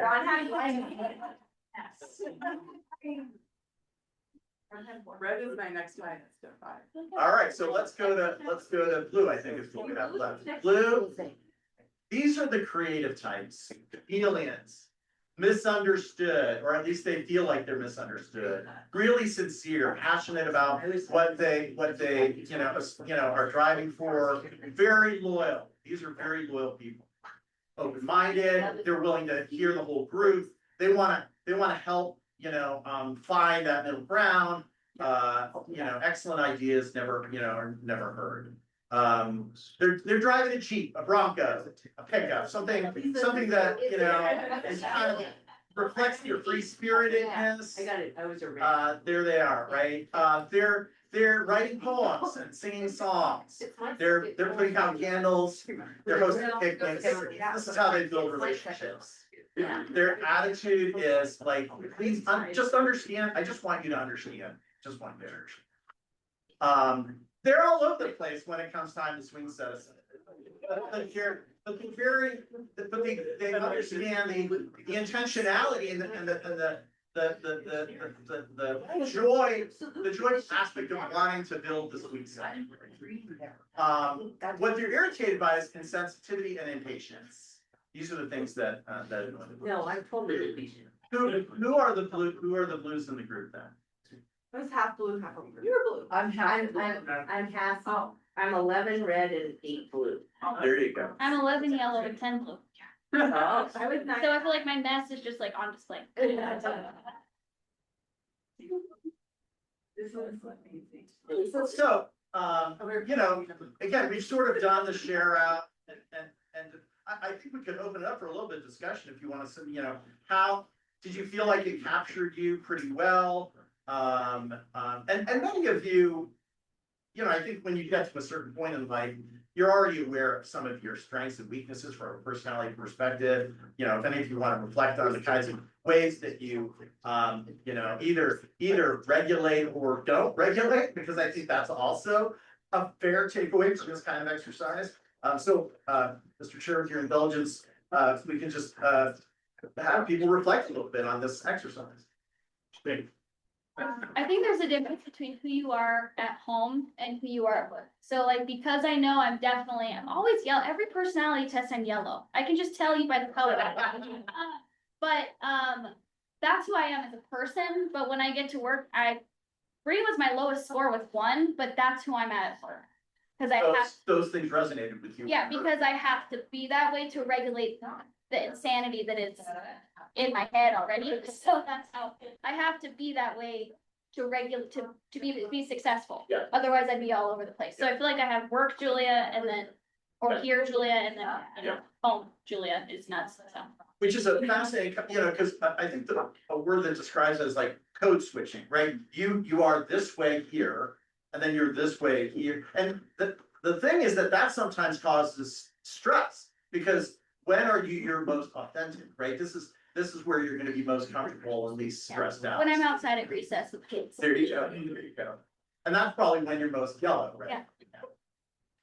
I also think as we get older, we understand kind of what we are, and we tend to look, cause I am very green, as you discussed, and I'm also very red.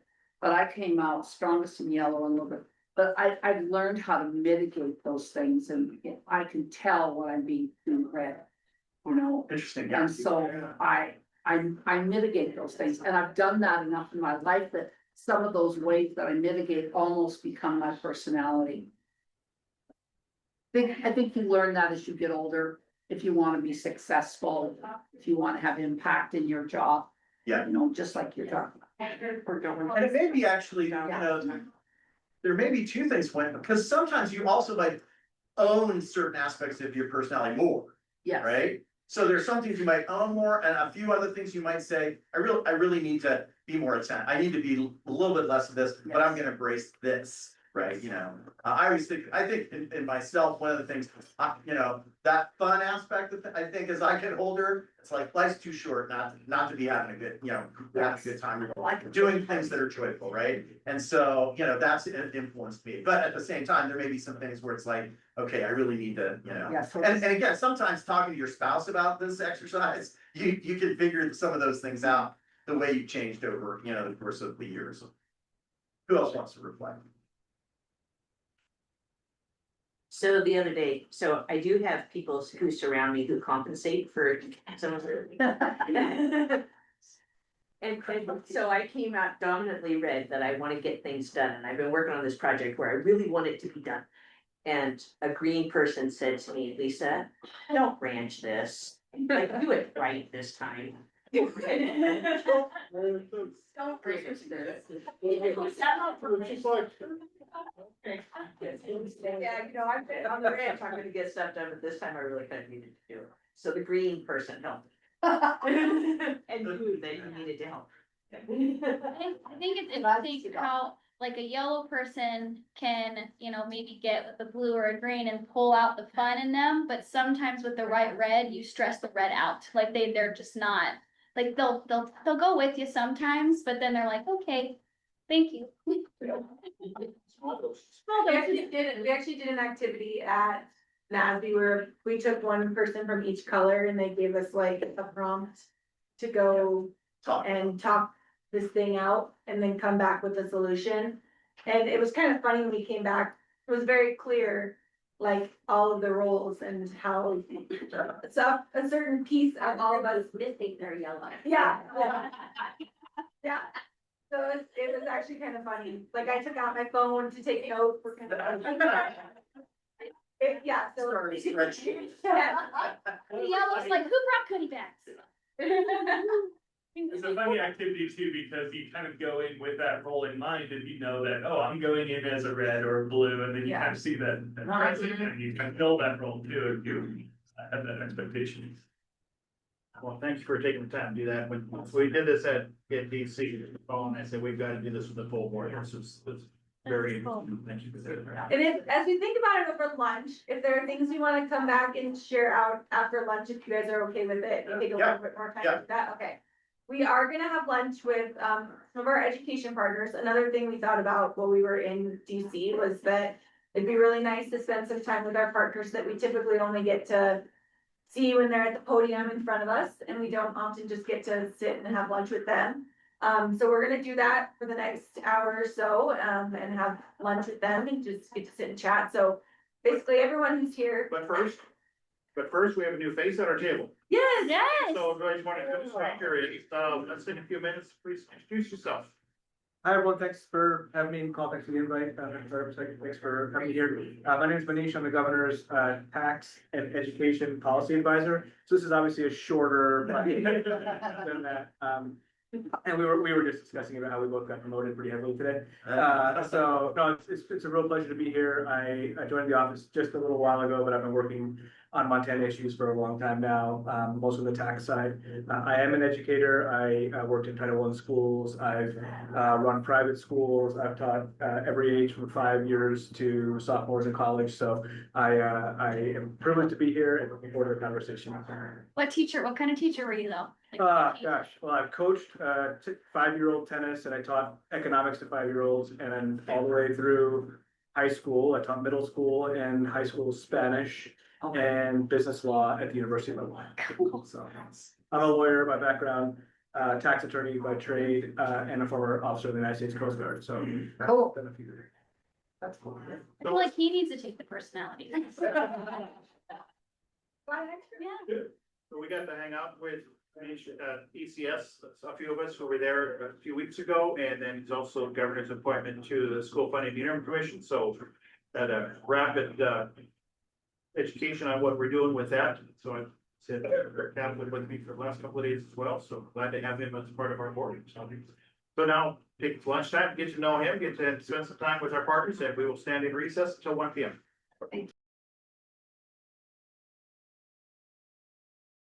Our various partners, I think it was a good time for social party. All right. Our next item on our agenda is review draft strategic planning items, so we'll turn things over to our consultants from NASB to lead us through this process. Thank you, Mr. Chairman, for the board. It's really a great pleasure to be with you, and I can't tell you how much we've really enjoyed the whole process to date. I commend you. We are strong believers in strategic planning, and not just strategic planning for the sake of strategic planning, because invariably you're just doing it that way. It ends up sitting on a shelf gathering dust. And what we really want ultimately is for strategic plans to really guide the work of the board, not confine it, however, because we know things are going to change. Things are going to surface. Things will happen that will demand your attention, and that's okay. And in some ways, the design of the plan as it's taking shape, can accommodate those kind of realities. So it's a pleasure to be with you face to face this time around. In your agenda, you see different categories. We're probably not going to deal with them quite in the time slots that they're laid out, and we're going to kind of move across the flow, but we'll hit on all those things. Let's go to the first slide. I think our ultimate goal for today is to get to a place where you feel like you've got a strong enough draft that it's ready to be kind of shared out for some additional comment from your stakeholder community, and that by the September meeting, you're in a position to have a plan that you feel confident and strongly enough about that you're willing to kind of adopt it. So we're going to review the current elements of the plan as it sits. We'll recap a little bit about the process, about how we got to where we are today, identify some areas where there may be some changes and modifications needed, reflect, and maybe hear some reflections from the Department of Education, discuss metrics, and then talk about stakeholder engagement. And there are two sets of next steps. One is the next steps in terms of the work in developing the plan. The other is actually the next steps section of the plan, because we want to have a sense of what is the board think, its role will be in terms of implementation, in terms of, what have you. And in fact, during the committee conversation earlier today, Joey and I were chatting a little bit about, how might the different focus areas of the plan fit into the current committee structure, because that's always an interesting way to make sure that attention is being paid to the various aspects of the plan. So, with that, let's go to the next slide. You've seen this slide before. This is my begin with the end in mind. The ultimate goal is to have a revised strategic plan for education for the students of Montana that has broad support, starting with the board, but with the larger education community, as well as key stakeholders. We started with your current strategic plan.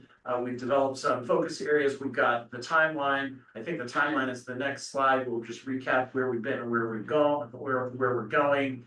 You'll recall back in September, you were presented with the timeline, and that was kind of the kickoff event. Then we kind of took this step by step. We started at the highest level, developing the vision statement, the mission statement, talking about some values. We've always worked in this pattern, and we give you a draft. We have discussions, we receive input and feedback, we refine the draft, we sort of coalesce around something, and then we move on, always knowing that at any point in the process, we can go back and refine. And in fact, today, we'll be looking at the vision mission statement yet another time to make sure people are comfortable with it. So that resulted in the March meeting, where we kind of coalesced and did some refinement of the vision and mission, and then started talking about priorities and focus areas. And then in May, we kind of solidified some of those. And here we are in July with, a virtually built out, draft. You saw in McCall's packet, you had a lot of some new things and then some old things. You saw the current plan document as it stands, with reflections on mission, vision, values, focus areas, and sort of strategic elements of those focus areas. You actually saw the February strategic plan adopted by the Department of Public Instruction. And then you had some artifacts from prior. You had this original stakeholder feedback that came in early in the year, and there were extracts of the Constitution and some other things that were in the packet as well. Again, as I reviewed it in preparation for this meeting, it was really satisfying to kind of reflect on where we've been, how far we've come, and we're getting very close, as you can see from the timeline, to the point where in September you'll be in a position to adopt. So let's go to the next slide then. Again, you saw this earlier when we were talking about the personality profiles, but I always like to use anchor strategic planning conversations, because we know that the most effective and productive teams, organizations, what have you, and in this case, we actually think about the education ecosystem as a whole. If this is simply a strategic plan for the board and doesn't align with maybe the governor's vision, or with the superintendent's strategic plan, or with the broader interest of the stakeholders, it can only go so far. So you've heard me say, and you'll hear me say throughout the day today, is that those opportunities to align with other key stakeholders. And I know when I say that, like, perfect alignment is most often never achievable, but at least being attentive to opportunities for alignment is useful, because the more people who are aligned around the key direction in which education is going in the state of Montana, the more likely you're going to make progress. More likely, if legislators and board members and governors and chiefs and stakeholder groups and whomever are together and rowing in the same direction, the chances of making a difference are going to be a lot stronger, and that's going to benefit not only the students directly, but their families, their communities, the state, the nation, and what have you. So that goals piece, the pinnacle of this pyramid, is really what the strategic planning process is all about. Let's go to the next slide. So we're now going to sort of do a section by section review. Again, if you brought along your copy, you can sort of look at the draft itself. And again, I hope some of you in preparation for this meeting took the opportunity to go through and maybe jot a few notes to yourself about here's something that I want to raise, or what have you, because that'll make it that much easier to get through. But we're going to give you as much time as you need to make sure you're comfortable. And I'll say, even beyond this meeting, if for some reason this weekend you're thinking, hey, I remember that discussion we had about teachers, and we really didn't capture this idea. Well, great. Then we still have plenty of time to kind of raise those issues, refine them, and as we kind of continue the journey towards September. So again, I summarized what you had in your packet, the timeline, the draft, you had the, Office of Public Construction plan, the previous board plan, and then the various stakeholder, feedback. And again, I think that continues. It's always, helpful to go back and look at some of those artifacts to kind of either remind ourselves or look for those alignment opportunities that might happen. Let's go to the next slide. So yeah, the vision statement, you've seen this a number of times. It's gone through a few tweaks. I'm not sure it's changed since the last time we were together, but I'm always gonna start with it anyway to make sure, we all continue to feel like this is a good encapsulation of the vision that this board has. And by derivation, that other stakeholders are likely to buy into in terms of, the work, and the vision for the education system. I will stop for just the briefest moment to see if anybody has any comments or wants to offer any observations on the vision statement. If not, let's go ahead into the mission statement. Again, I think this is pretty similar to where we were before. Not a lot. Again, a mission statement is usually more dedicated and focused on a particular organization. What does this board want to do? Rather than the, sort of aspirational outcome for the educational system. So what is it, your responsibility? And you see the key words that we have come to over and over again, starting with reference to constitutional responsibility, the idea of the board being a leader and its leadership role, the idea that it's about advocacy, policy development, and support, the idea that there are aspects of innovation and flexibility, public trust, and then this ultimate, which kind of, connects nicely to the vision statement, every student be prepared for their chosen futures. I'm gonna stop very briefly to see if there's any comment or any reflection on the mission statement. We go Okay. back to really fast, we go back to the vision. Do you guys care if I put the Montana Board of Public Education, just so they match? Used to. We go to the mission really fast, see how it says the Montana Board, just so they match each other, do you guys care? No. Good catch, good catch. Agree. Shocking notes. All right, Thank you. so let's move on. I think the next set are the value statements. Again, this is part of the conversation I really enjoy, because whenever people talk about like, what do we really care about? It always brings out, really important ideas. And so you see this list of 8 things, and in the last draft you saw, it wasn't just these titles. So in the next slides, let's go through them. You see that like a sentence was attached to each one of these areas. What do we mean when we say student focus? What do we mean when we say flexibility? And this phrase that I think we heard at some of our earliest meetings, facilitate, not dictate. What do we mean by educator supported leadership? What do we mean by data discipline? So again, I'm not going to read each of these to you, but you can read them for yourselves. But hopefully they reflect the conversations that we've had in this meeting, and you feel like they capture when you think of these things as values that undergird this plan, that they make sense to you. So you have 4 on this slide. We can go to the next slide. I think. Can I do a little? Yeah, please. Smithing on the flexibility section? Please do. The sentence that says, we respect that there are many ways that an excellent education can be delivered. Could we just change that to, we respect that there are many ways to deliver excellent education? Yes.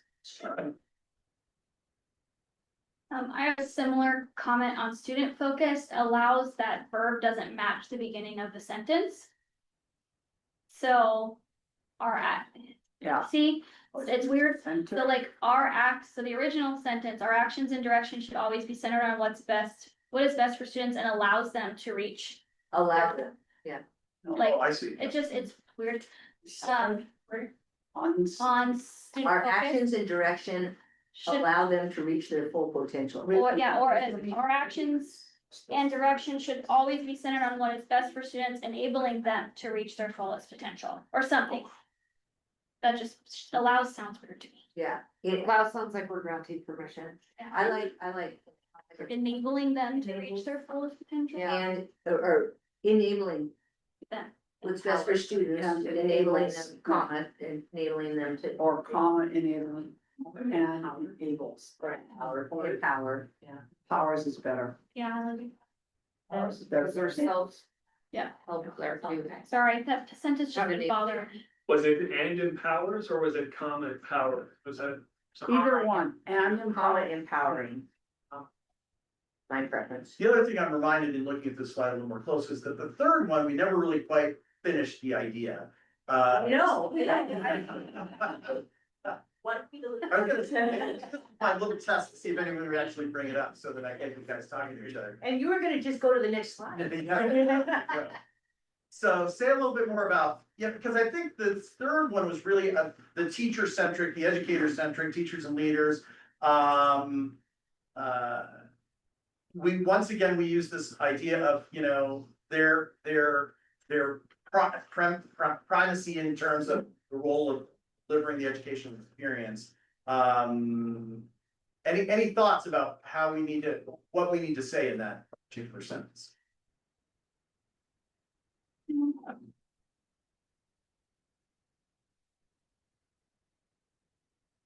Should we just finish it by finishing delivering and kind of picking up on the role of, you know, and an excellent educational opportunity for every Educators. student? Educators are our greatest asset in delivering exceptional learning opportunities for students.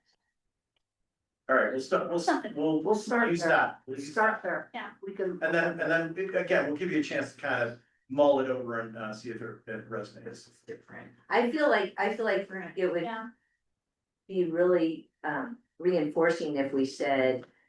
Educators are the greatest assets in delivering what is best for students, comma, empowering them to reach their full potential, just reiterate that part.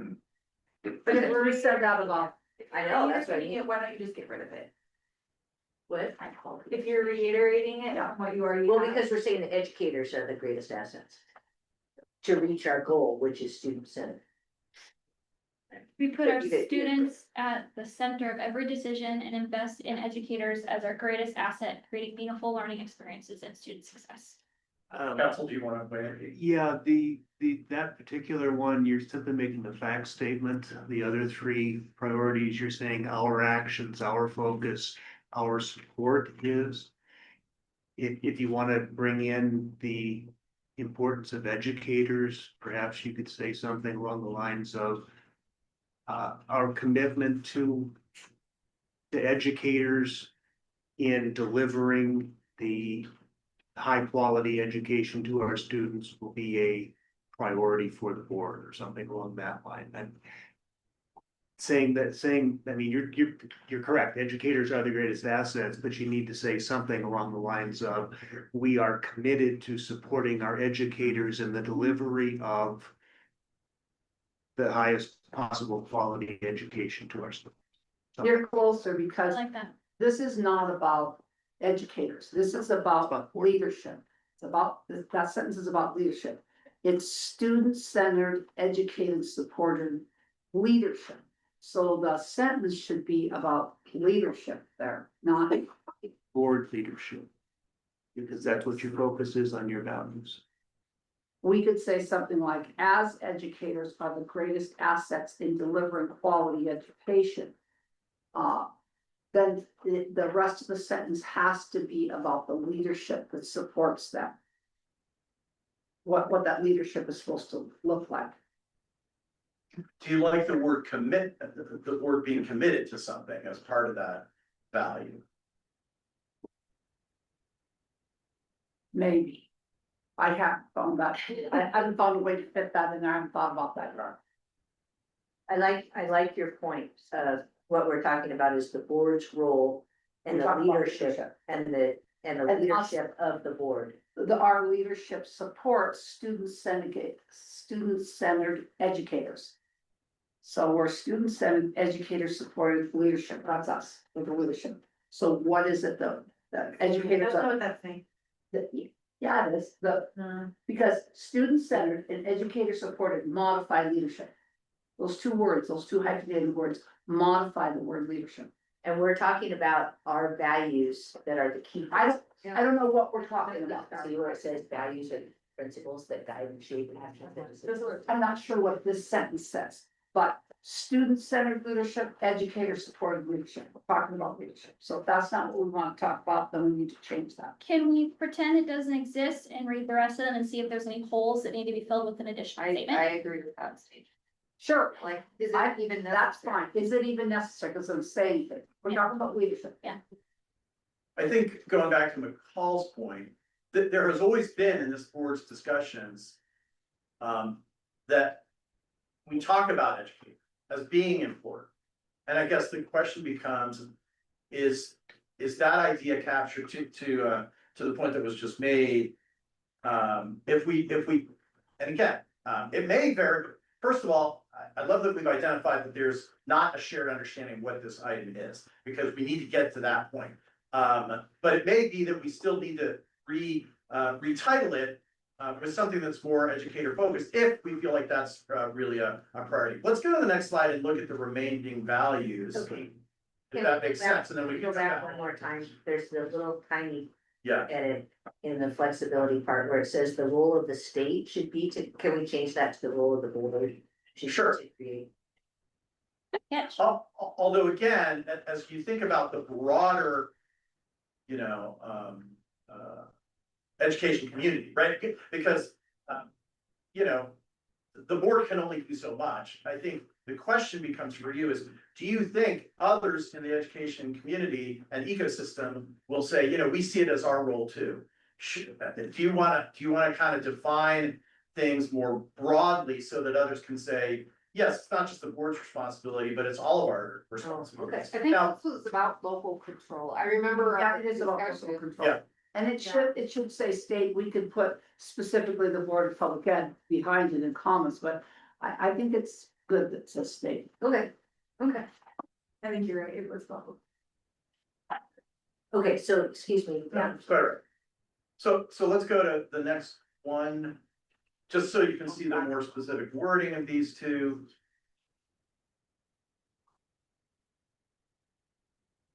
Capitalizing.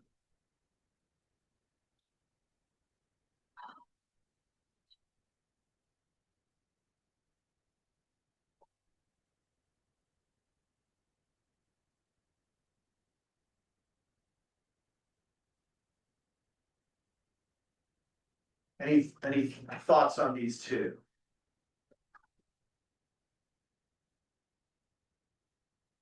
Do we need, and those interested in education and success, because then they'd automatically already be a stakeholder? Without that. It says many stakeholders, so we Yeah. already find. Yeah.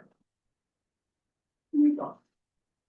Yeah, this, So I think, is that the last of these? I don't know. Oh, there's one more. No, I think that's, yeah, oh yeah, these are great. Go back, you said. Okay, yeah, well, I'm not looking my paper. Yeah, so let's look at the last two then. can we go back to systemic approach? I Sure. realized I had it. I was gonna, there's a phrase in there that says merging, having acquired, and I thought, that seems like a lot. If we had Yeah, right, integration of various actions. merging with, Or acquiring, no, we're, Oh. if we had integration of various actions that result in students acquiring knowledge, skills, and dispositions. great, that's fine. Sorry, what did you say? Resulted in what? I crossed out the emerging, having acquired and Just putting in acquired. acquired. And students, plural, students are plural, And students acquiring. yeah. All right, let's go to the last two then. This is public trust and administrative. I like that.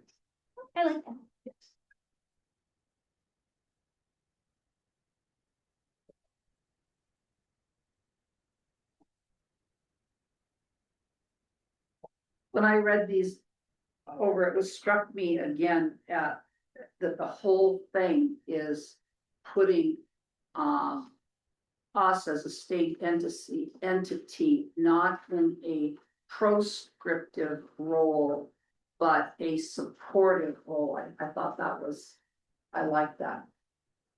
I kind of, that running through the whole thing.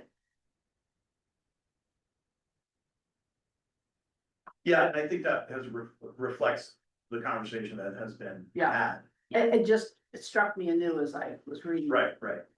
And yet not detracting from well, it's okay if you're not gonna be, I mean, in other words, you're striking that balance between wanting to drive improvement Yes, and yet recognizing that can happen in a very support oriented way than a directively work. right.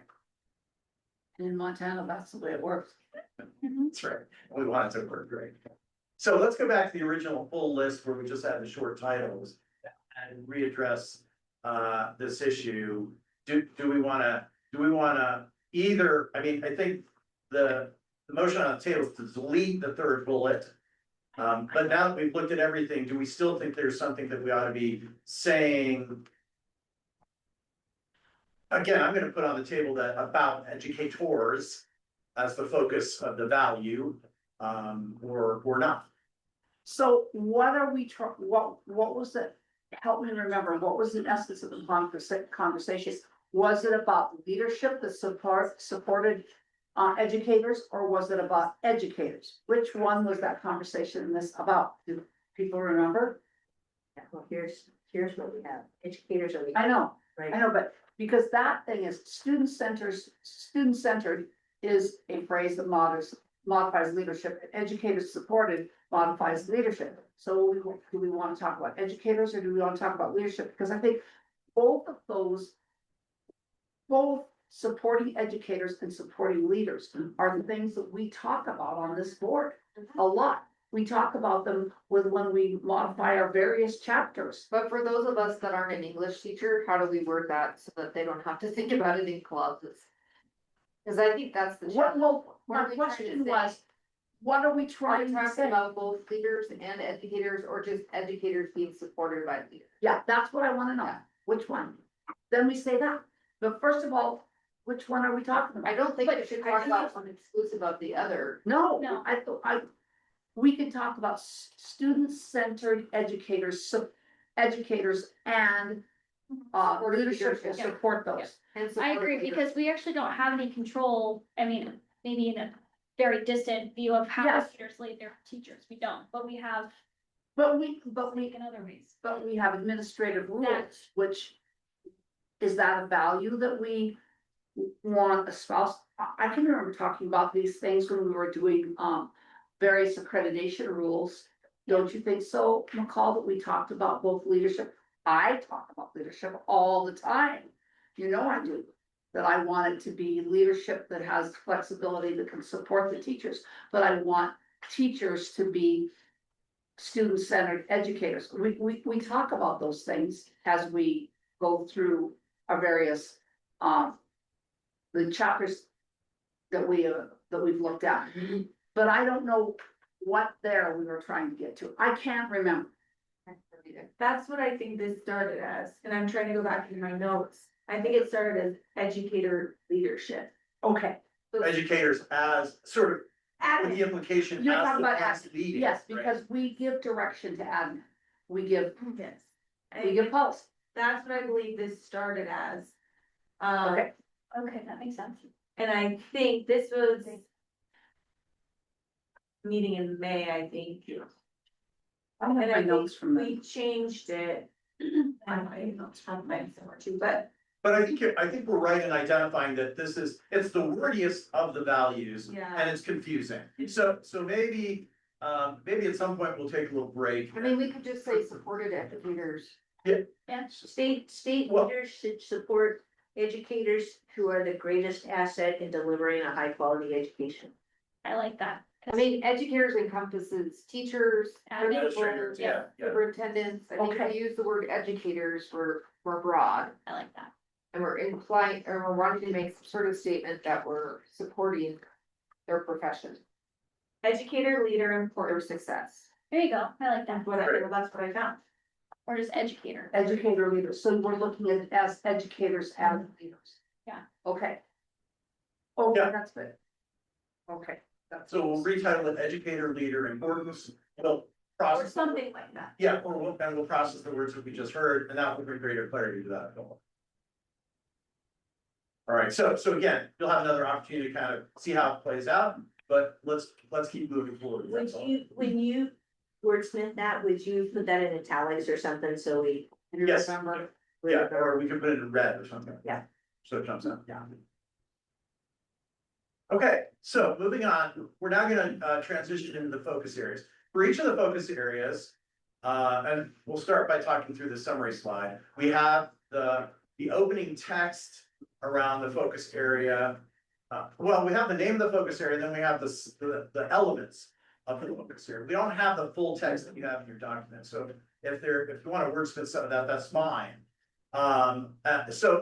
But just to start at the highest levels, we have these 4 areas: student success, qualified educators, accountability, data and skill improvement, system alignment and partnerships. By the way, who organized these in order, in an order? Did we do that? Did you do that? Who did them? I think it just randomly started with us, my guess. But if you've got issues with order. What that's I okay. like about the order Oh. is the most important thing is what's closest to students. And as we move through. Yeah. they get further I over. saw that Is that you? Was that you? Maybe.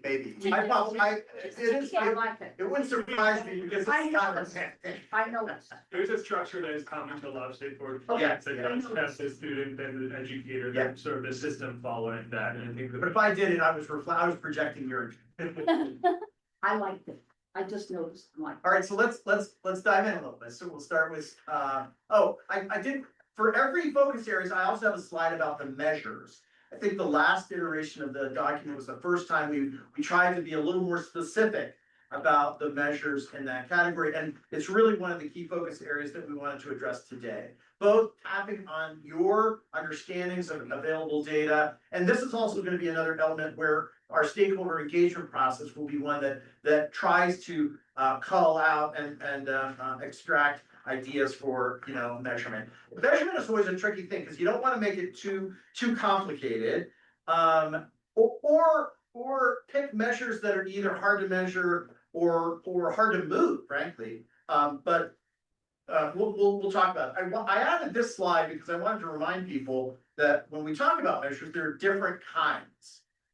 So I always use the example, like there's the input measure, which to me would be like, I always think about like, let's say you have a college campus and you have a health initiative and you want people to make sure they visit the health center once a year.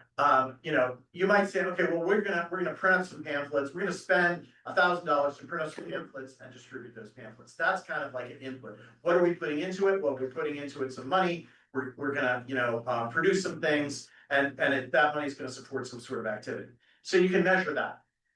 It doesn't tell you very much, but if that's one of the key predecessors to the ultimate outcome, that's measurable. Then the activity is measurable. Okay, well, did we actually print? How many pamphlets did we print? How many students did we deploy to distribute the pamphlets? Did we get them in the right hands? That's more of an activity measure.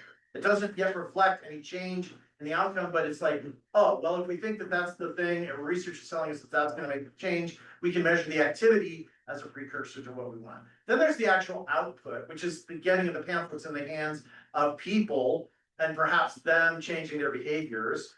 And so maybe that, traffic to the health center increases, and then the outcome is the health conditions of the student body, getting better, right? So there are these different tiers of measures, and I just want to plant those seeds in here that, as we talk about measures, there may be some things where we can't always measure the outcome, which is kind of the gold standard, but maybe we can measure things that are precursors to the outcome. So let's dive into the first focus area. Student success. Student success has these 3 elements to it: learning outcomes, well-being, and this idea of pathways beyond, sort of the K-12 experience. And what you see here is the first sentence of each of these from the document, but not there's, I think, a paragraph at the focus area level And then each of these has more to it than what's written here, if I'm remembering correctly. And the language here is what we went through in May too. Yeah.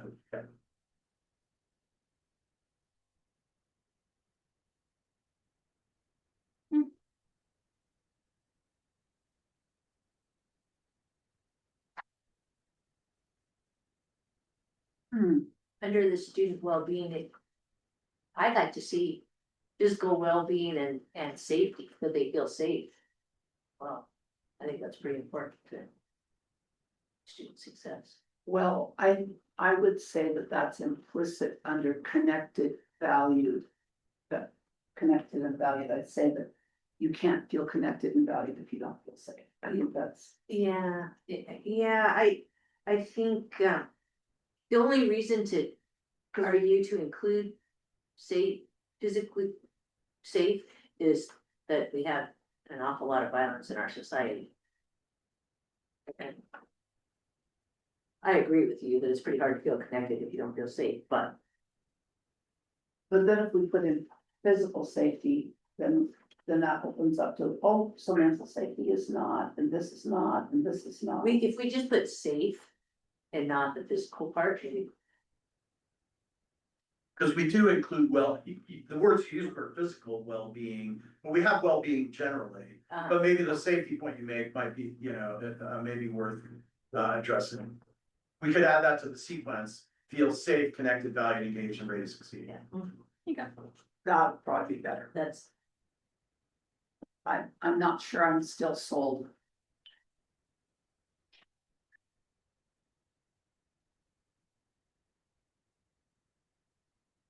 There was a line with OPI, Let's say, Yeah, so have the safety one there mhm, from your focus.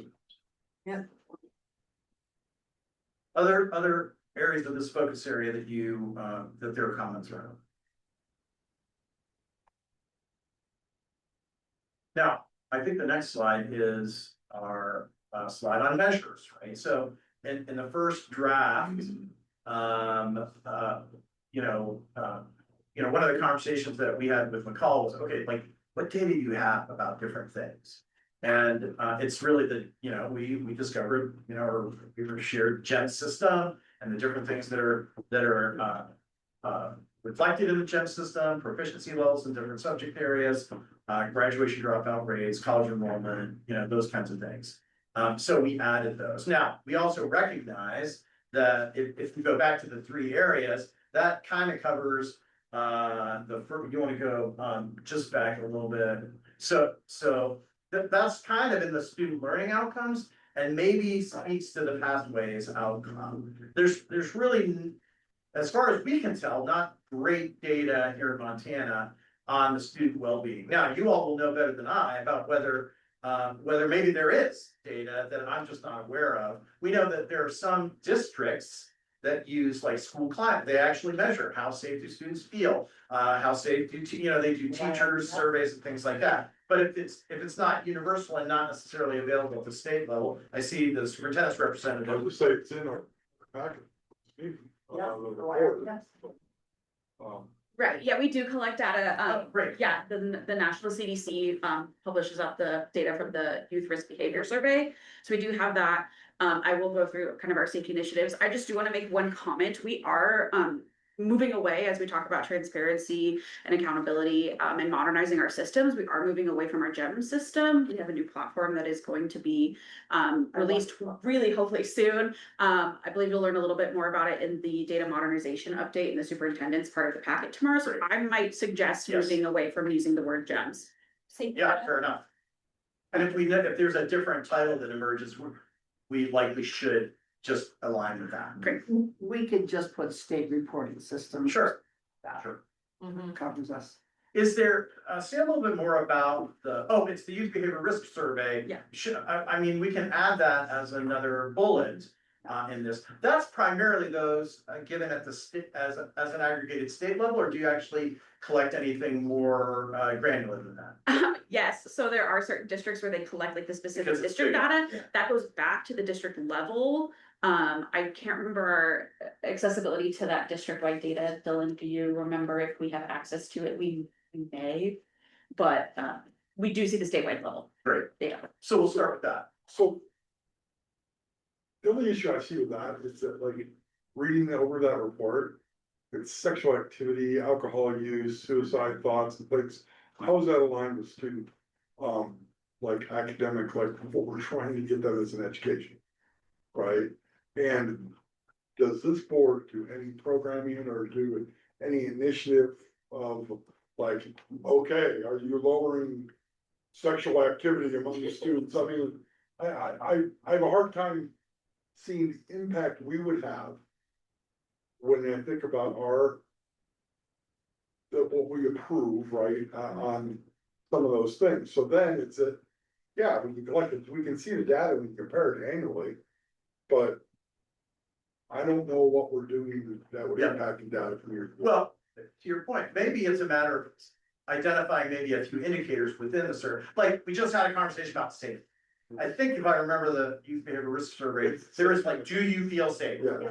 Now, so at least we can start with that. And then the fund attendance in there too. And so maybe the question is, when you have the data conversation and you're looking at that in a more granular way, maybe we identify a modest, some subset.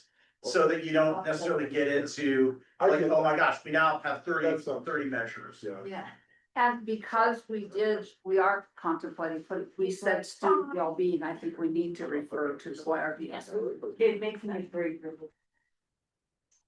Well, that's just it, we just said, one of our goals is to make life easier, not harder, like, districts, and it's like, damn it, your kids are fornicating. How dare you? It's like. Right, so. I just, but a subset of that survey, absolutely, like, I love the safety, because that is in there, too, right? I love that should. Any other thoughts about potential data? So this was helpful in understanding other data, and perhaps I'll direct a question to you. Are there any other data points that would speak to aspects of this particular focus area that I agree with you that there's lots of schools that give a climate survey. Yes. But that's not collected at a state level. No, I'm trying to think of any accreditation data that we would collect that would be in this as well, but Very it's good. all the same. And again, the bottom line, Nicole and I talked about this, is we can, as part of our stakeholder engagement, ask others to sort of weigh in, and in some ways, if we want to make a note in this section to say, and schools that collect other data should, be active in using that in the interest of promoting these things, and just concede that we're not going to measure that at the state level. Our new accreditation system does take a look at college and career readiness. That might be an interesting aspect. I see we have college enrollment and graduation. That's just one area of accreditation that is new to us here in Montana. Well, that would get to pathways, strength Thank pathways you. that prepare students for success in post-education. You're right. So, I do think too that there's a number of things that our board receives yeah, presentations on, and as you do, you might decide that, oh, that's something that we might want annually to help inform.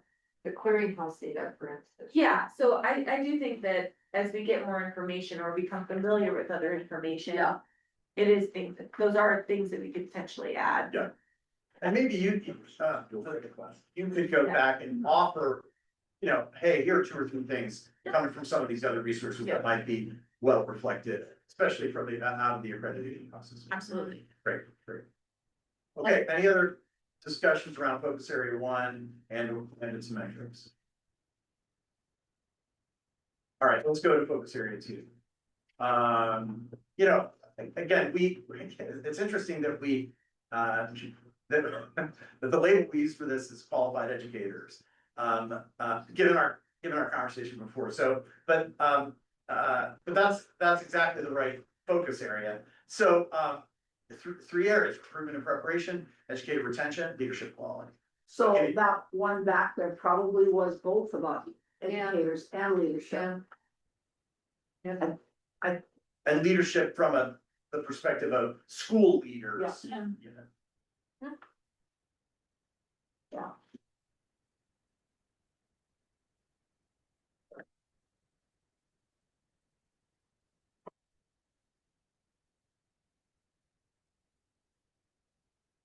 based upon some conversations I've had this last little bit, I think the number 3 is really becoming rapidly becoming, a catastrophic need. Of course, Tim would know better because he's Well, there's such high turnover rates, Yes. both educators and administrators, but when your leader. Yeah. Turns over frequently and, depending on who you get, what they know or don't know. Yep. But I think everyone recognizes that, and by everyone, I mean. OPI is doing supportive measures for new superintendents and additional trainings that are deliberately for new administrators. School administrators in Montana is certainly doing quite a bit. I would even say our universities and colleges are doing. Like, there's a book group that's happening among, first year principals that MSU is sponsoring. good. So I think that there's a recognition that this is a need, and I don't think we should dismiss it or say we have no part in that. I agree, because policies could possibly support that. Policies we've developed could possibly support that. And licensure options. Yes. Et cetera. But like the work around accreditation for new administrators has been extensive to help support them. That's why when people didn't do their report, I'm like, how does that happen? I know there was many phone calls in email. Yes. I can show you that another day. Okay, other reflections on either the wording you see on the slide or the words in the document itself in these 3 areas. If not, we'll go to the measure. Again, same sort of challenge. We were delighted to discover the educator licensure report and all the measures it contains. And so this is primarily about that. And yet it feels somehow wanting in terms of some of the other aspects of this focus area. So again, part of our purpose here is to tap your brains in terms of your awareness of other things that might be relevant. Go back This to doesn't measure retention, which is, obviously important part. Yes. So I mean, it's measuring who's coming in, but it's not measuring whether they stay. Could we use the vacancies list? Oh, doesn't OPI have a list of? So the difference between the vacancies list and retention is like doesn't take into account like transiency. So like you could still remain an educator, but move to the district next door. So you stayed as an educator, which is what I care about. It'd be nice if you stayed in Hampton or the other, but at the same time, like you're not contributing to a vacancy. As opposed to people that are actually and have to now replace them full scale. My thought was to measure the change in the vacancy list numbers. Like the quantity of vacancies in the quantity vacancy give of us that, math because teachers. last year I remember it was when we were in Missoula. I can't remember which department gave us that report, probably licensure, but it was basically like they did give us like, we had this amount of sped vacancies, this amount of English vacancies, Right, this right. amount of math. Yeah. So tracking that over time could be informative, yeah. That's how I keep track of it in my head. Yeah. Are things going up or down? Those are only the ones we know about, because not everybody uses them. What'd you say? Those are just the ones we know about, because not everybody does. Yeah, I was just gonna say that exact same thing. Is there another measure that, No, so we wouldn't Yeah. capture, we wouldn't Limited. necessarily capture the whole, Always capture everything. but it might capture trends. It could, yeah. Could be illustrative, yeah, illustrative. Yeah. you Well, I definitely think see what it does show too is, and I bet OPI could do this, is geographically. The position openings, because we know like our reservation schools are turning over staff constantly. This is one of the challenges that they face, which is contributing to their student achievement data, right? We know this, they say this to us verbally, but I think there's data to show that even with how many jobs they have, how many vacancies they have, the turnover rates every year, looking for an English teacher every single year, et cetera, et cetera. Yeah. I think perhaps looking at our state geographically as well as by subject area could be very interesting, like speaking to about northeastern Montana, or like we haven't really paid much attention up there. But those are places in the state we know that turnover rates are higher. There's more job vacancies typically than in our more populated areas. How long are they taking to fill these jobs? I mean, this is all data that is actually in that system. Yeah. So, So the challenge becomes, right, really identifying at a very specific level, like what, if you told me that in fact, a turnover rate is generated for every district, that might be interesting. Yeah. Right? But then I don't necessarily know that that's the case, but maybe it is. If it is, that might be worth putting on the table, because then you could come up with a fewer districts with, you know, or even pick a baseline saying, hey, if your turnover rate is higher than 15%, 20%, I don't even know what the right number would be, but you could sort of find it and say, we want fewer districts at turnover rates in excess of that. Yeah. Baseline, right? But again, and again, this could be an area where you all and your data team could be useful in helping sort of hone in on a relatively small number, because we don't want to make this list too big, of indicators of that phenomenon, right? Of that could be pointers to what's happening in terms of retention. so the way to actually do this would not be the Jobs Montana teacher system, it'd be through SEIDs. Yes. When we are doing our reports, on count days, where we're actually reporting our educators. And I guess I don't know, and maybe you do know, I don't know, what all we're doing with that now, because obviously, are we asking for something new, or are there some things that exist behind the scenes that we could be? Yeah, I do not know the answer to that, but I will go to our licensure team and get back to the. So that brings up, you know, those kinds of numbers, emergency authorizations, all that kind of stuff, vary from area. Yeah, vary from area to area. So I think because of the variety that's on the board, that we have actually talked about that in the past, you know.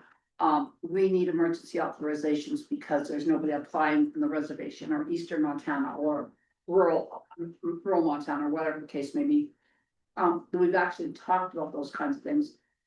So the question is, then do we ever get to the point where we follow up and say, well, nobody wants to go to Marion because it's too far away from the, you know, whichever town, okay?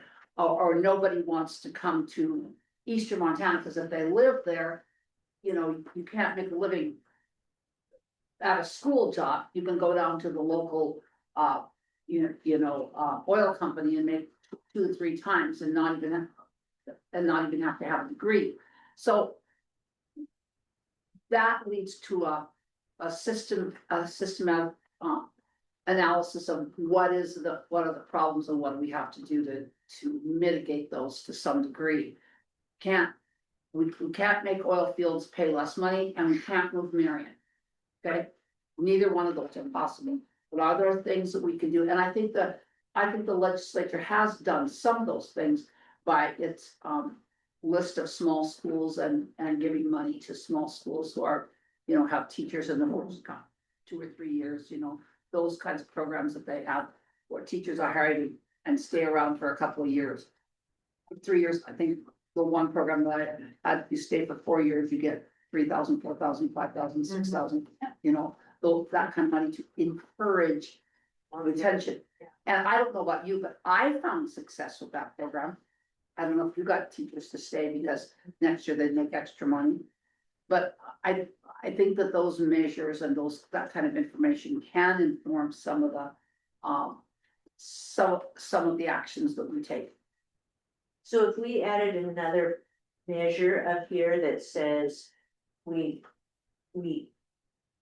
increase retention both geographically and by subject area, and then we can leave that measure to. I can just increase retention, it doesn't matter. Well, and it sounds like the office is gonna help us identify a couple of things that speak to that. So you're right. Well, we will have them right now mentally placeholder for some other metric that gets at some of those It'd be issues. interesting to know. As may be appropriate, and where the data is available. We don't want to create a new No, reporting. if you can. Sam might have a lot of info too. Yes, yeah, It does remind me though, we just had this conversation about principals. Do we wanna, should there, again, the department probably collects some principal retention. There, we might wanna add something in that respect, too, to your point, Renee, about that becoming an ever increasing issue in terms of principal turnover. Yeah, I don't know about principals, about retention, principals haven't paid attention to that, but I have paid attention to superintendent. It's not as dire as, That's what I mean, as superintendents, Oh, I see. but it, that's yeah, why I was like, because, you know, a lot of Because there's principals tenure. are recruited internally. So, I don't know. When Montana We just changed. retention across the board. Yeah, educators. Yeah, I mean, I don't wanna belabor it, but I mean, disaggregating that data would be important. School, class size, location. You know, is there robust employment opportunities nearby, or is it isolated from everything within 100 miles? And are they in a 4-day school week? Absolutely, I mean, there's so many disaggregated, Yeah. that, you can grab a whole lot of things, whole bag of stuff, whole dissertation right there. I know, and One thing, and I don't wanna belabor it, but like when we go back one slide, that we say the most important contributor to excellence in the education system is state teachers, okay? And I don't disagree with that, but then as we start drilling down on other things, we talk about teachers and administrators, leaders, stuff, so should that be, and actually be one more before this one, sorry, mentioning both. sorry. Yeah. I don't know, I'm looking at it, it's really. basically, educators in. So I just have. Or you can pick one. That's, It's like the lead-in paragraph. yeah, it's before, the next slide. before. So we say you're. Well, we don't have that text. Oh, I'm Honestly. sorry. That's okay. But it says We see where you are. Contributor to excellence in Montana's education system is the state's teachers.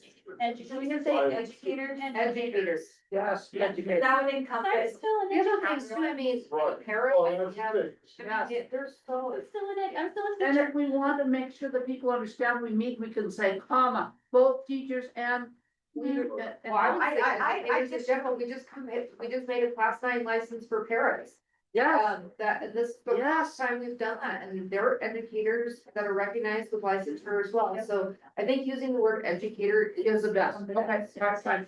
I agree. So- I'll now go to this time. Yeah, next time I won't. Great. We're gonna go on to focus area 3 now.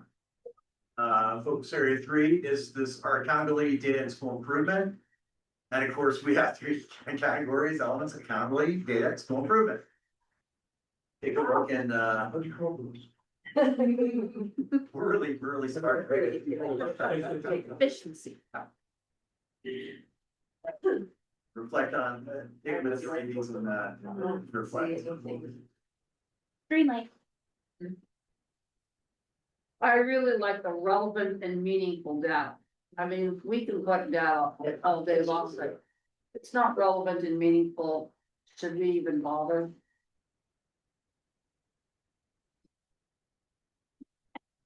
Unless it's required by the feds. That's very Provided relevant, meaningful, and That's not Meaningless or relevant. Or efficient. Well, and so many times this is the challenge with data, you know. The other word I often use is actionable. Yeah. And you know, I'm thinking back to the youth behavioral risk survey, right? I mean, it gives you a big snapshot, but at the end of the day, if I'm a superintendent, I really need to know more about my particular district, which is why you have so many using their own climate surveys. Is that, does that state level safety number really reflect my community or my schools? You know, and that's for actionable, but again, you know, all these things kind of come out in the course of the broader conversation about, okay, how do we realize some of these things? But the youth behavioral survey is a good starting point, because it paints that picture at a state level, and that's, you know, barring other or nuanced data, that's gonna be helpful. Any reflections on these 3 elements, beyond what was just stated?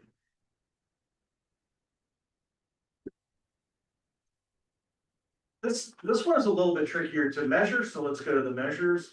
Again, we focused on the state accreditation report, because that really speaks to the improvement piece. Yeah. Yeah. You know, the data element, if you let's go back to the other slide. You know, the quality of your accountability system design, you know, that's a little bit harder to measure, and maybe the data piece of this focus area is a little bit harder to measure. Well, I think that's a reflection of the fact that we're kind of in between styles of data collection, or right now we're moving to a new system and also to a new accreditation system. So I think that it's kind of mealing out non-clarity is a reflection of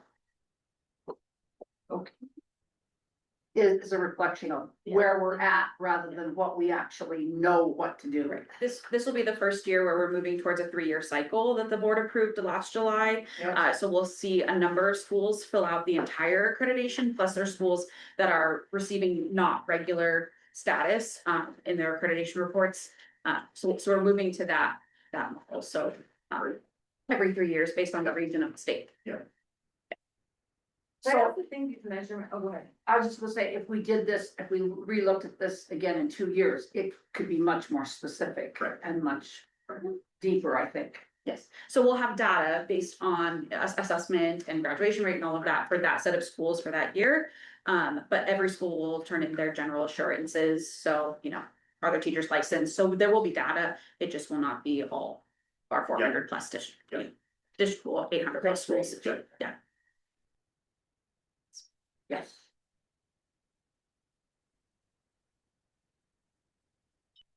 Great. And, you know, and the other thing I'm thinking of, again, going back to the committee, there is an accreditation committee, am I remembering that correctly? Yeah. So again, you know, one of the roles that that committee could play in the interest of this work is to kind of, as those conversations unfold, keep your eyes open for opportunities where, this can be refreshed from time to time, and you can say, hey, we're just starting to see this kind of data come in. You know, we think that fits with the strategic plan. Let's incorporate that into whatever other routines we have that's related to the strategic plan. Great, let's go to, I think we're gonna go to focus area 4 now. This is system alignment and partnership. This is the one where I don't think we had any measures, because it's really a little more complicated. It's more conceptual kinds of things, right? Process coordination, P12 higher ed workforce, engaging with business and others, and then family and community partnerships. Again, it's okay to have a focus area that doesn't necessarily have measures, but I wanted to have a conversation with you all anyway. So let's not talk about measures just yet. Let's look at these 2 things first. Give you a minute to process and see if you have any comments. So in terms of actions for aligning systems and partnerships, we kind of talked about that this morning with our map of where we've gone out, and so maybe an action could be that when we go to a school, we also invite community and business leaders, or, you know, educators and others, or something, some kind of an action, not really a measure. It's almost an activity, like, we wanna make sure how many visits did you all plan for next year? We wanna make sure we get out to, you know. 2 solid. 2, and then maybe you could even set a, you know, you could survey your board and say, well, how many schools have you know, and say, okay, well, it looks like last year, among the board members, there were 10 districts visited, or something like that, and we wanna make it 15 next, you know, so people might feel personal ownership of, oh, okay, you know, I did 2 visits last year, could I do 3 this year, or something like that, I don't know. But so what I was trying to get at is that we invite people who are Yes. not necessarily a part of that school, but a part of the community. Right, Both the, right. you know, business. Beyond, And I think that would be Yeah. important. That's the across sectors. Yeah, I recommended adding the word and industries, engage with businesses and industries. I had, yeah. Where's that at? It's the cross sector coordination, yeah. Okay.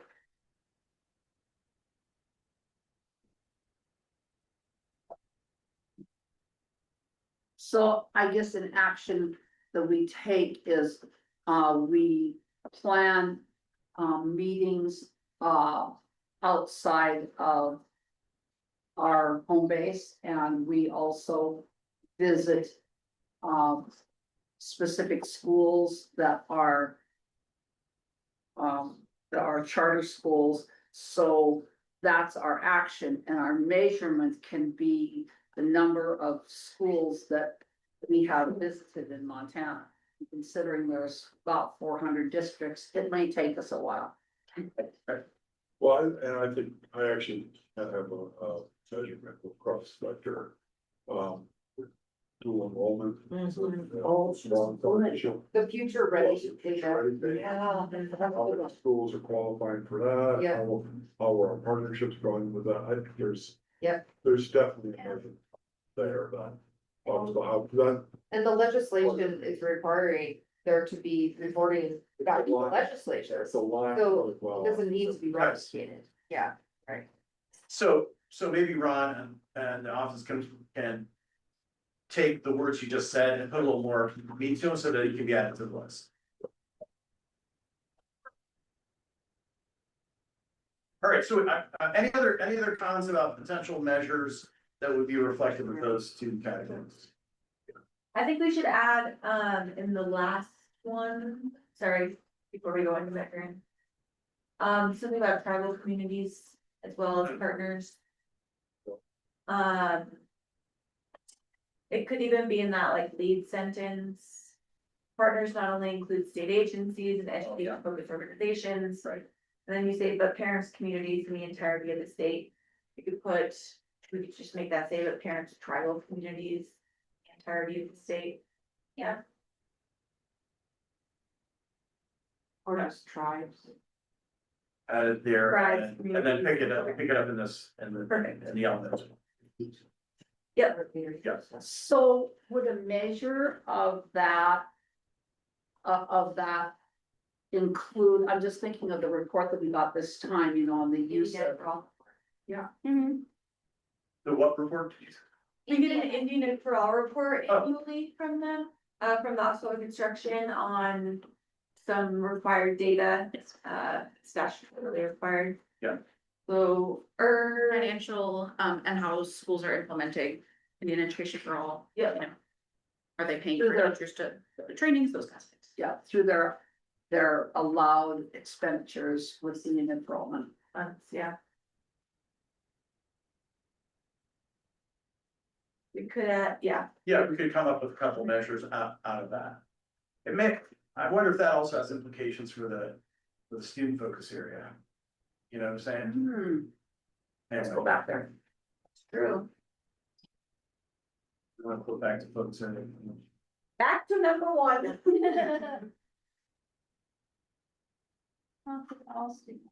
It falls into learning outcomes, I think. I think it does too. I think it could be number one. I agree. And I So we actually, could put, I actually think that's more meaningful to be number one. Yeah. You know, that's. so we could have a measure in the focus area in one section that speaks to that. Yeah. Okay.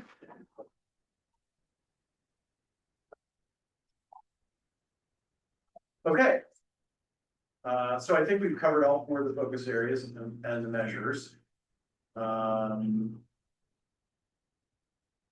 You'll notice in the draft that you got, the next step section was blank. Next step section was blank. But I wanted to talk about it a little bit. And again, there are really two, like I said before, there are two next steps issues. There's like the next steps for the plan development process, which we're gonna talk about in a minute. But then there's the next steps of the document itself that talks about like, okay, we're gonna feel really great about this plan, but how are we going to give it life, and effectuate it, right? So I'd love to, maybe I'll do two things. One, I'll reflect a little bit on what we see in other states and then get some ideas from you all. So, to us, the ideal is to somehow incorporate into the routines of the board, something related to the strategic plan.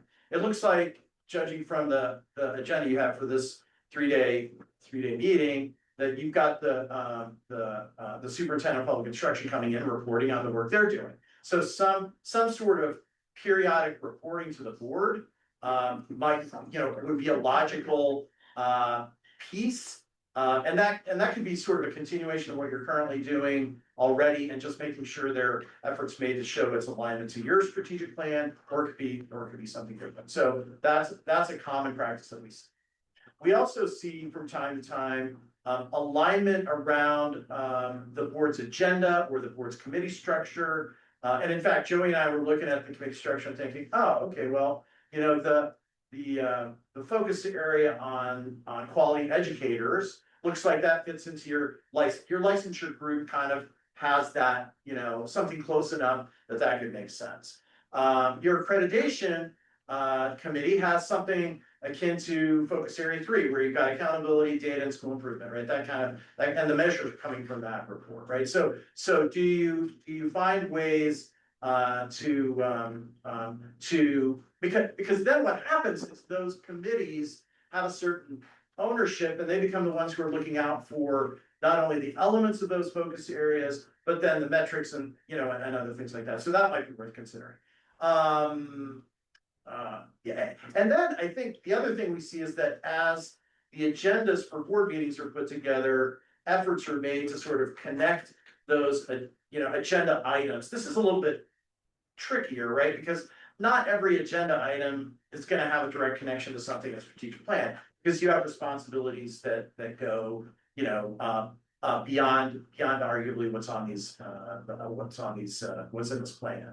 So, but nonetheless, you might still make an effort to say, hey, the work we're doing on this, on our accountability system revision really falls into this focus area category. That way it's always you're always constantly reminding yourself about what are the key components of the plan and how is the work that we're doing relevant to achieving what our objectives are in that particular plan. So I'll stop there. And then let's hear from you all about your thoughts on what next steps might involve. The other thing I'll mention is, a couple of you have mentioned like the actions that fall under this thing.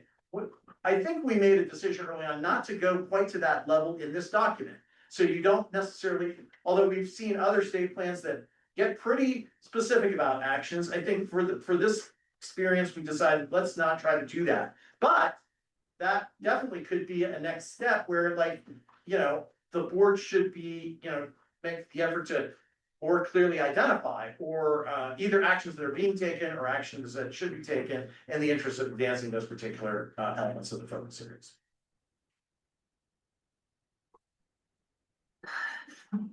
I know when I've dug deep into getting teachers to understand their curriculum, require the lesson plans to always reference what standard are you teaching to? Where is this standard coming from and why? Right.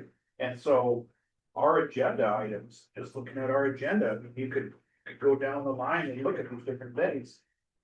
And we could know, okay, this is tied to this item, this is tied to this item, and it's not gonna include every one of them. Right.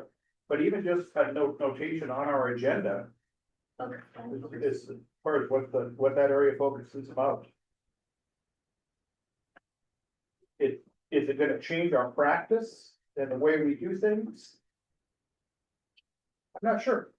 It might give us greater clarity to understand, okay, this is something that we see, okay, of course, whenever we get to just about anything that Crystal is coming in and doing, it's gonna fit right in with a lot of these things. But other stuff, we might have a report that we're getting brought to us all the time. And at some point, we might say, well, there's nothing on our agenda to note that this report is tied to this, so why are we insisting on having this report? Maybe we need it, maybe we don't. Cause if there's a legal reason or other purpose, yeah, absolutely, but might make us, consider what we're doing and why. Yeah. I like that. It would also, just a quick glance can tell us, we say focus area number 3 is important, but we do nothing with 3 in the last 2 years, Why is this not important? Is it just aspirational? Is there something we should be doing? That's not a bad idea at all. Just like counting the reds and the blues and the yellows and the greens.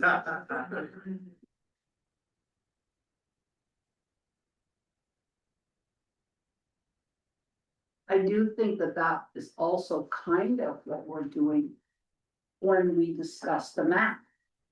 You know, same idea, we're supporting some of these focus area groups and developing leaders by letting them know what it is that we do and how that impacts them. And I think that we're very conscious that we need to get to all parts of the state. So we've had that discussion, but it's not something that's reflected on our.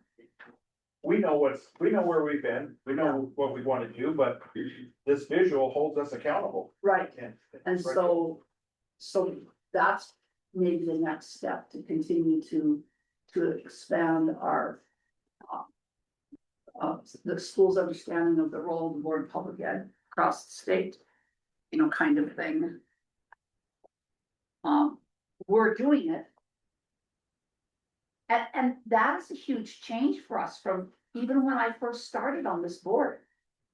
That's a huge change from what we're doing. You and I have talked about several things that this board has changed under your leadership. And you could. For good or bad. I didn't say that, but I get to that, in my opinion, for the good, but that doesn't mean that. Everybody's opinion, but those were deliberate steps along this line. You know, to get us to a place so that we could accomplish some things, so we would be willing to take risks as a group, right? Isn't that what let's talk about what we're gonna do tonight, which is get together and eat. Wasn't the reason for that, so we would develop relationships that are not so sharp or maybe partisan or maybe only political or whatever, but so we would work together as a group for the best outcome for 1, 2, 3, 4. Yeah. But that was, if we would have done this then, and you had that vision, maybe that would have been in our visioning. But where are we? And it's working out. It does, because we don't all think alike, but we all have a really good relationship, and that's really a fun thing. And a shared vision arguably at the highest level. It has developed that way because of our conversations. Non-agenda conversations. But so I'm saying there's that, and there's the going to places, you know, going to various schools. So is there other things that, you know, next steps that we should be doing? You know, you've kind of prodded us along this route. So is there other things that you see to accomplish these vision steps that we could be doing? Is there still things in your vision? I've heard. No, you didn't. That we haven't gotten to? I'm glad that we're traveling as much as we are. Yes, that's new too. That's always been I mean, it is hard. I Yes, will say that. Not hard as in like difficult, if that makes, it's a lot of planning and prep. challenge. Yes, It's a lot easier for us to just pack up a weight and drive down the street and unpack in a familiar location. It's a lot more work to plan in an unfamiliar location across the state, in a place that we don't know what we're gonna get until we show up in the library. But I think it's really important. I know that for you all, a school is a school is a school is a school, and you've been to a million schools and you've toured a million schools. I don't agree with that. But I think that sometimes I think it feels monotonous, I guess, but I think it's really important that when we go to Glendive, right, that we give them the time to show us what they want to show us for a couple hours. And so I guess I just thank you all for that. And that's something I want to be able to continue doing. I don't know that I have any like hopes and dreams beyond what we've done. I do like what Paolo has said, that, and maybe someone else said this too, that like using the strategic plan should really be informing what we're doing, what's on our agenda. I think we've been really good about keeping our agenda really structured. I think that's also because we have so many things on our agenda that we can't say yes to everything. we don't just have like presentations for the sake of presentations. We don't have presentations very often at all, and You know, so I do appreciate that, because I just don't think we necessarily have the time for that.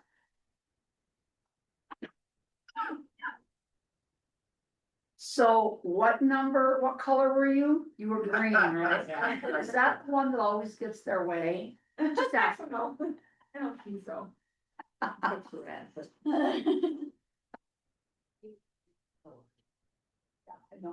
I can be pushed and prodded. That's why Excel, that's I why was just giving. Excel I is probably probably, need that more. I think, I think one of the primary reasons to be going around the state, like you say, is increasing our visibility. But I guess one of the ways I think about that happening too is even more locally, like in our own regional areas. And, I mean, it doesn't mean we have to attend every single thing that we're invited to, but sometimes we get invited to things by virtue of being on the board of public ed. We're included in whatever, and I think taking some of those opportunities to increase our meaningfulness is good, or at least people's understanding of what we do and how we're part of the system, the greater system. I do appreciate how active so many of you are in your Mass regions. I mean, I know you go to yours, which is great, obviously. I'm not being a admin, and I think that's nice for you to be there. I think we're present in what, 4? It's a regular. Yeah. It is self-serving. But I think we have in Mass regions are represented. So we have I'm 1, for 4 Rivers. rivers. Okay, we have 4 of the 9 Mass regions represented here. I'm gonna go with Dr. Watson this fall on another tour. that's McCall's fault I'm here, 'cause she showed up. So I think I'm struggling with next steps as far as, You know. guidelines. I just want to get the plan, right? But I do think, rolling the plan out is the next step, and rolling it out to the Mass regions would make all sets of lead. Which I think that would be wonderful. And I really appreciate you doing things. Yes, I think that's. yes, that's huge. And I really appreciate Superintendent Headland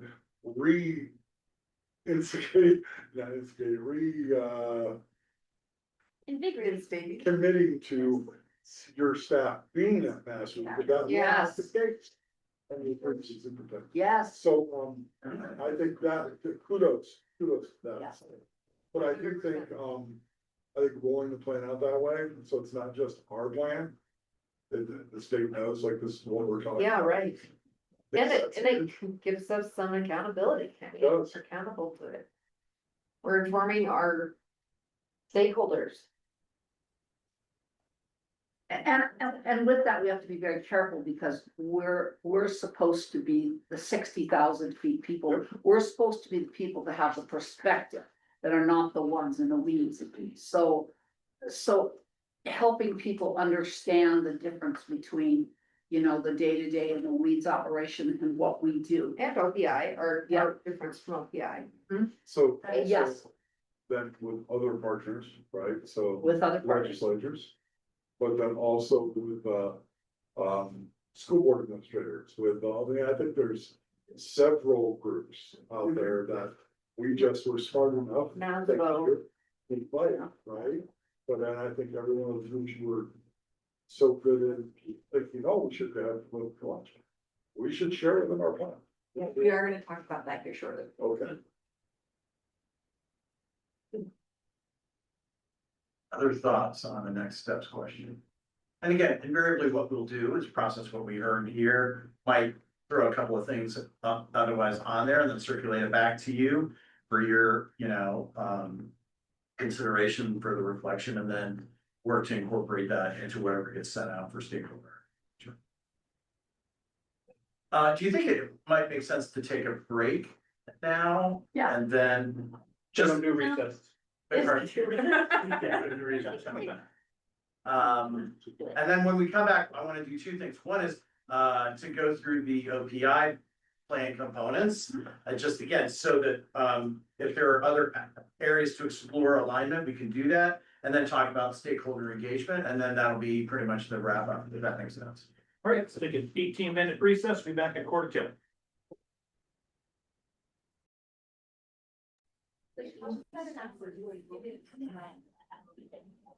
Very good, so, like I said, we're gonna try to cover, one thing I omitted in my statement at the end of the last session was we're also gonna have a conversation about titling. Title of this document. About what? Totally. That's right, you know. But we're gonna start with, OPI. I have some slides that have the main categories and the subcategories, but I'm just gonna, the document's been passed out. And I'm just gonna let Tyler, walk us through the highlights, and then the point of this is to sort of gain a shared understanding of, what's coming out from OPI, or what has come out from OPI, and then exploring, are there other areas of alignment we wanna make sure we take advantage of? A great example is this notion when we picked up on the safety theme and based on that, so, Tyler, take it away. All right, well, thank you, everybody, for giving us the opportunity to go through our strategic plan. We put a lot of dedicated time and effort into this earlier this year. And as we start off in our document on page 2, we start off with, just as our presentation earlier started with our mission statement and our values that you can see on the top of page 2. I'll just read the mission. So our mission is to ensure every Montana student has the opportunity to reach their full educational potential through high quality services, supports, and leadership for students, families, and educators. So I think that hits very closely to what your mission was in that draft document. Then we go down to our values as well, and speak a little bit about our values as an agency, not just the superintendent's office, because we are one collective group trying to fulfill that mission. So our core values: mutual respect, personal accountability, professionalism, integrity, open and innovative mindset, and collaboration and open communication. And I think we have worked very hard since coming into the administration with Superintendent Headland to make sure that we are doing each of those things, no matter what area of the agency that you need assistance from. We then jump down into the strategic initiatives. So we have 3 main ones that I think really address day-to-day, and then one at the end about accountability and transparency that we think affects the entire field in general. So our first area, and I think it was Vice Chair Slinger who brought this up, that safety was a major component of our strategic initiative. And I think that we would agree when we were going through our process and coming together as an executive team, this was one that just we constantly came back to because we know that students cannot have strong academic outcomes without feeling safe and supported in their environment in that way. So there are 4 subsections under the Safe Schools and Healthy Students initiative. The first one is technology safety and digital responsibility. One example that you'll see here is creating AI guidance. So myself and another staff member from the Office of Public Instruction and the Montana Digital Academy will be in front of you all on Friday to go through the draft of our second version of that document, and really making sure that it is applicable. It has examples for not just classroom teachers, but for administrators and school leadership. And I think Dr. Tharp said this earlier, we're never going to be fully caught up with AI, so let's address it in the way that best fits the needs of our state and our schools. We're also doing research into cell phone free environments, and we have heard from schools and districts across the state that are implementing cell phone free environments and how it's benefiting their students and their academic outcomes as well as their mental health. Online safety resources, I'll go into one of our major groups that we have partnered with since coming into office, school safety applications that also really fits with our partnership with the Montana Safe School Center, and then the 4th part of this initiative, and then social media safety. The next subsection is the child protection and prevention section. This is critical here, right? We're working together with our law enforcement, our school resource officers, nurses, many people across the public health spectrum and community organizations there. Policies that strengthen school access controls and educator reporting requirements. As you might have seen through some of our press releases, we're really looking into making sure that our educators are not just qualified, but they are not harming our students in any way. And that really falls under that licensure section as well. And then public awareness. I'm really excited to report that we are applying for a major federal grant that we'll talk a little bit more in our federal section tomorrow, but all about public safety and public awareness for students. That includes training for educators and school resource officers there as well. The next one is student physical and mental health well-being. So behavioral resources, trainings. We have a lot of our trainings on our teacher learning hub, our summer institute. Very much covered this section as well, especially around suicide prevention, as we've seen legislation in this past legislative cycle focusing on suicide prevention and early intervention here as well. School nurse shortages, we've been meeting with stakeholder groups across the state to discuss this. As we know, especially in rural and tribal communities, this is an area of need.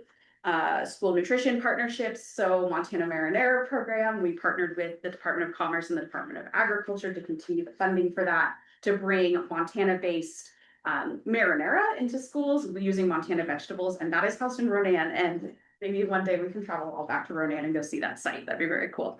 And then support evidence-based drug, alcohol, and tobacco prevention programs. Our tobacco prevention section of our agency is very proactive in providing training there as well. And then the last subsection here is safe school infrastructure and emergency preparedness. So if awarded that grant that we'll talk about a little bit more tomorrow in our federal update, that would cover pretty much the area, bless you, of this. Our partnership with the School Safe Center is very important here as well. We have been using that AED grant funding that was appropriated in the last legislative cycle to meet that Department of Placement of AEDs. And like I said, we are collaborating with school resource officers across the state there as well. So that's our first one. The major partnership that I wanted to talk about here is with the Barbara Sinatra Children's Center Foundation. They are an organization that provides free resources to educators, so classroom teachers, administrators, and families, all about student safety when it comes to safe touch, making sure that those students know and kind of understand what safe choices are, how to protect themselves, and recognize early warning signs of exploitation, including human trafficking awareness, which meets one of the legislative intents that was passed in 2025. So that's a major partnership that we have there that I wanted to talk about. Before I move on, are there any questions about our first initiative? I think it really fits with what you all have been talking about for your strategic plan today around student safety, and we're really excited to see that we're on a very similar path together as we collaborate. I don't have any question on that, but I have a motion for yes, David. Next year, I get to spend my birthday with the board, so July 25th, we can all Remember that. we can all hang out in Helena together. It'll be good. Question, way back on Big Creek, technology safety, digital responsibility, cell phone free schools and work models. There's a push, and I'm doing a book study with my Brown and Royston staff in a couple of weeks, on the book, The Digital Dilemma. And actually looking at screen-free days. You guys getting anything on that? Not just cell phones, but you can getting the screens out of the hands of the kids. Yeah, we've heard from stakeholders across the state about what it would look like to have those screen-free days. And I think that can be part of those support models that we are looking into. Yeah, we're still in data collection, kind of looking at what that would look like, but we have heard from many stakeholders across the state there. Yes, thank you, Dr. Thurk. Okay. The next section is, I think also very clearly mirrors the pathways and other areas of your strategic plan, and that's college, career, and life readiness. This is very timely as we talk about the passing of the STARS Act last session, the Future Ready payments. You'll receive a report Friday afternoon from our staff in both CTE and data around how Future Ready implementation is looking like so far across the state. Right, we mirror other stakeholder groups when we talk about how we grow Montana students in our academic settings. We want them to stay home and continue to benefit our state and thrive right here in our home state here. So we're bridging the gap between graduation from our K-12 system and long-term success by looking at these different key strategies and key areas. So one is strengthening career and technical education, right? We see that is a very major trend here across our state. That first bullet point was something that we were very excited to support in the last legislative session, which is expanding CTE programming into our middle schools. Even, we could possibly see expanding it into our elementary schools here as well. Those work-based learning opportunities are so critical across our state through many different areas of our workforce. The CTSOs meet regularly and our CTE staff is really connected to those CTSO leaders across our state and attend those, conferences that they have, sometimes go to their meetings, and we, Superintendent Headland has had the opportunity to go and speak at some of those conferences. And when, I think we all know, as educators in this room, and as a former educator myself, when you see a student has that passion, they want to stay in school, they want to graduate, they want to continue working in the workforce and benefiting our state. So if we can do that with coming together with these CTSO groups, that's more benefits to us and to our young people across the state. And then CTE measures into the state accountability system. So as I mentioned earlier, our new accreditation that you all did in May looks at college and career readiness for high schoolers. And then in our state accountability system at the federal level, it does that already as well. Implementation guidelines, right? Continuing to do that. Private public partnerships. That was a lot of words right in a row. And then increased student participation and access across all content areas and pathways. So a major partnership we have there is with an organization called Level All. They have, so many modules, things like 15,000 modules that students can take. And a student can go on there and say, I want to become a welder, and it'll take them through really interesting pathways and digital modules about, what does it take to become that? And then students can also, and this kind of fits in with our next one, post-secondary success, learn about financial literacy. And you all will receive a report on financial literacy and how that implementation is going as well on Friday. And then families can also access that platform. So that fits that next part of financial literacy as well. Pathway aligning to workforce needs. So looking at, how many positions are open in the state, what would it take for a student to become a welder, because we have so many welder positions open, for example, is something they can do on this platform. Dual credit participation amongst high school students. We've talked about that's, very, very long time in talking about opening up that pathways for students to get dual credit in the Class 8 licensure, changes that we're going to be making, dual credit opportunities, of course, in the next one here as well, with post-secondary institutions, and we thank you all for your collaboration on that. And then early academic and career pathway planning. The younger students can start looking at pathways to any part of the workforce they want to join, or college planning, the better in our perspective. And then the last one is life skills and civic engagement, financial literacy. I've spoken a little bit about that. Civics education, you all approved the Seal of Civics Literacy, and we'll be giving an update tomorrow in the superintendent's report about how that went with the first year. We continue to be excited to continue growing that academic success for those students there that are interested in civics education, soft skills and interpersonal competencies, expanding post-secondary transitions and supports for students with disabilities is a major timely effort that we're looking into, of course, and then advancing Indian education and cultural awareness initiatives. So working together with you all, with our stakeholders, with Macy, and that really fits within your strategic plan as well. So that is our second one, college career life readiness. Quick one.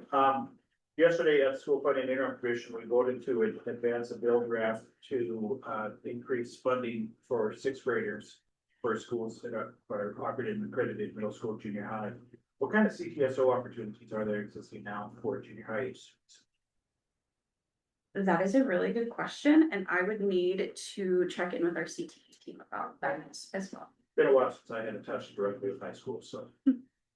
Great, I can come back. I know FFA. Yes. I know there's not, Yes, if yeah. you choose to, but Yeah. I'm just curious if any of the other CTSOs are recognizing that opportunities. Skills USA does as well. They have junior chapters. Oh, okay. Yeah, I know of those two because we have them, but I don't. Yeah, I can ask her. It's just SCCLA or BPA or any of them are at the junior high level cohorts.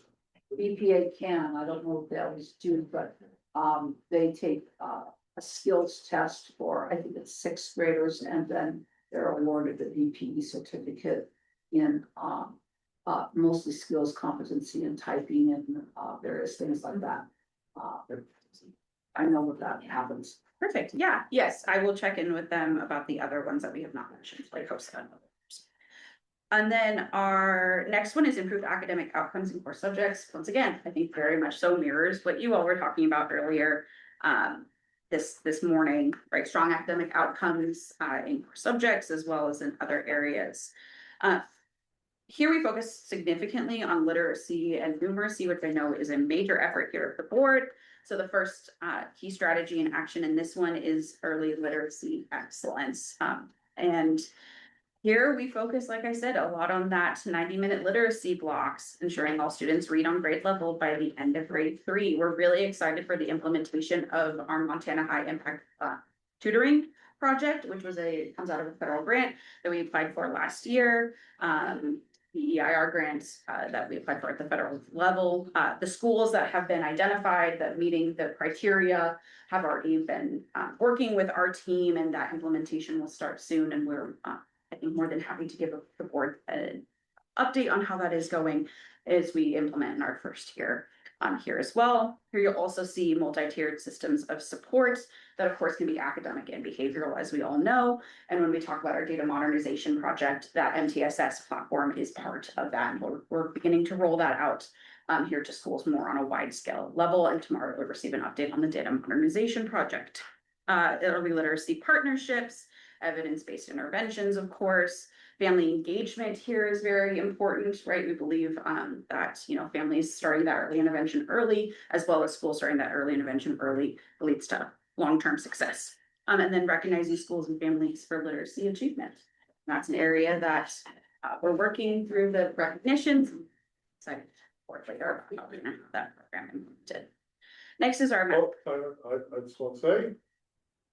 The first bullet under early literacy excellence almost makes me want to cry. It's like to be soft. Yeah. That's why I've been preaching since day one, is damn it, we gotta start at the beginning. When our kids are at 50% there, of course we have 30% at the high end. They're not getting better, they're gonna get worse. Has to be 100% there, so we get out at 80, 85, because you're gonna lose someone along the way, just not. But gosh darn it, thank you for that. I think. Gotta focus early.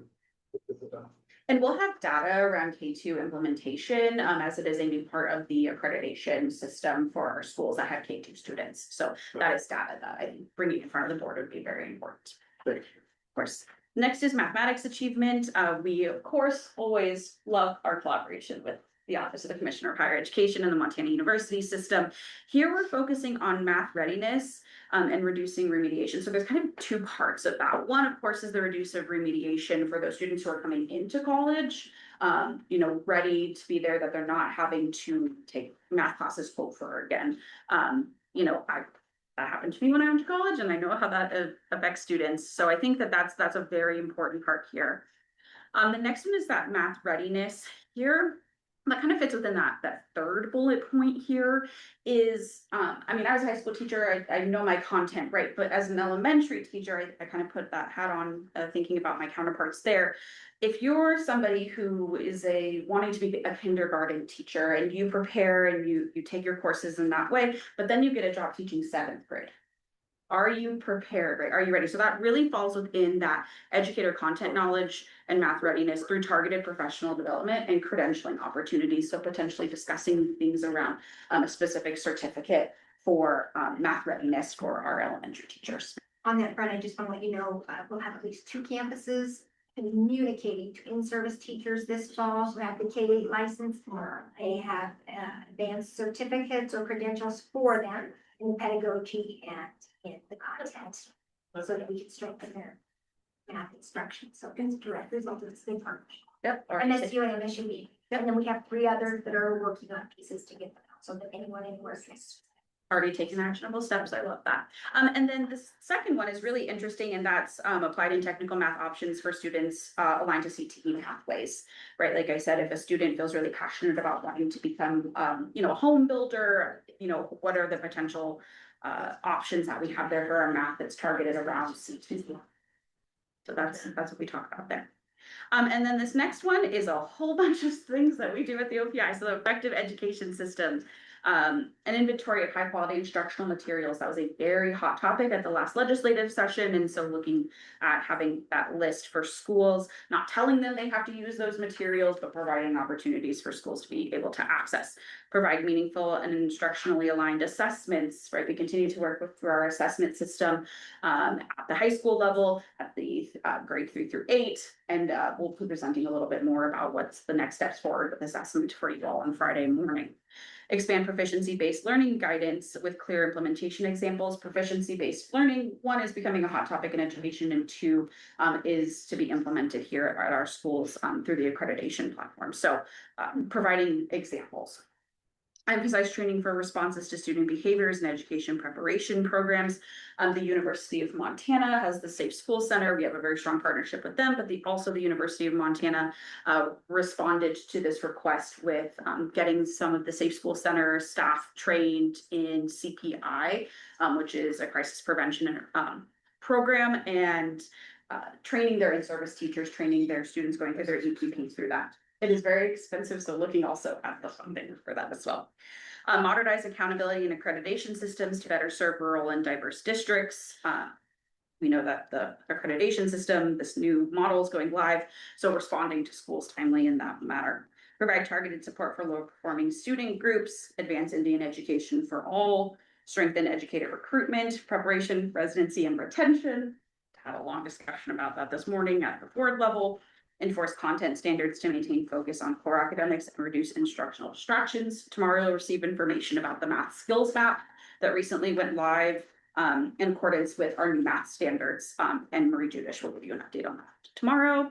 2 more, increase student attendance. This is a very important one that we talk about, and attendance is a new measure in the accreditation platform. You know, there that you all approved in May. And then implement task force recommendations for the new model of rigorous action for comprehensive school improvement. I would also add intensive assistance. It was just a year ago that we met with Macy, discussed what is the intensive assistance like program needs to look like. We implemented a task force, sat on that task force, and we are ready to start implementing here with schools starting in August with our kickoff. And you'll receive information about that tomorrow through an update with our Indian Education Unit and Dr. Merkel. So that's a lot of really big action items that we have, but as you'll see in partnership with other stakeholders and in other partnerships that we have across the state, that we're making moves here, and we're excited to see what the data looks like, especially around early literacy moving forward. Is there anything I can answer or any comments or anything there? Let's see. Can you push on HQIM? We did, that was another one that we, so I made the motion to move that forward to that for school funding interim commission. Got it through the legislature last year, just got vetoed, so we've already got a bill, so just, they're gonna update that, and that's gonna be a bill proposal that comes out of the SFIC as well. Yes. Yep, absolutely. We've already started the work on that around early literacy and continue to look at that in our subjects. So one of the things that came to mind with everything in the OPI strategic plan, as well as pieces and parts that I heard yesterday at the SFIC. But in particular, just rang true when Ron was talking about we got to start early with the literacy.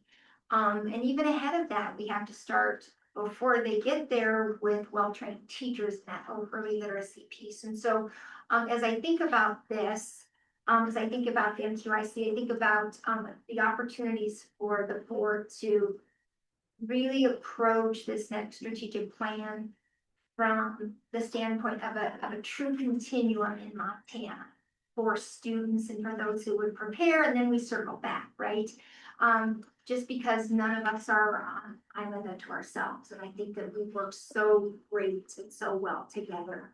It is really to everyone's credit at this table and folks that we met with at lunch, some who are not here or in the room today, but just that continuum. I just think that the more we can think about our work as a continuum in education, I think approach our planning from that, I think it's going to lead to stronger outcomes for our students and for the students that we would ultimately be teaching in our K-12 classrooms. Just wanted to offer that.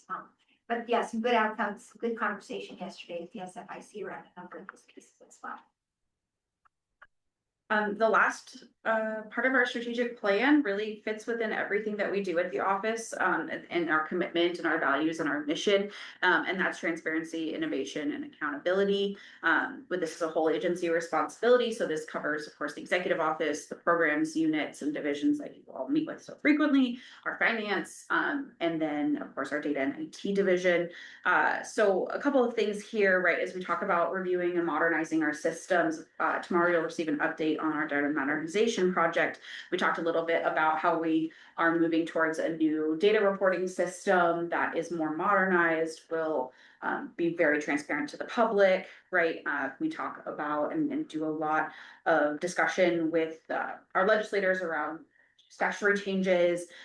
We talk a lot here with the board and the subcommittees, in which I mentioned earlier this morning. We're very appreciative of the opportunity we have to meet with the subcommittee so frequently about rulemaking and policies and procedures around there as well. So that really hits that first bullet point.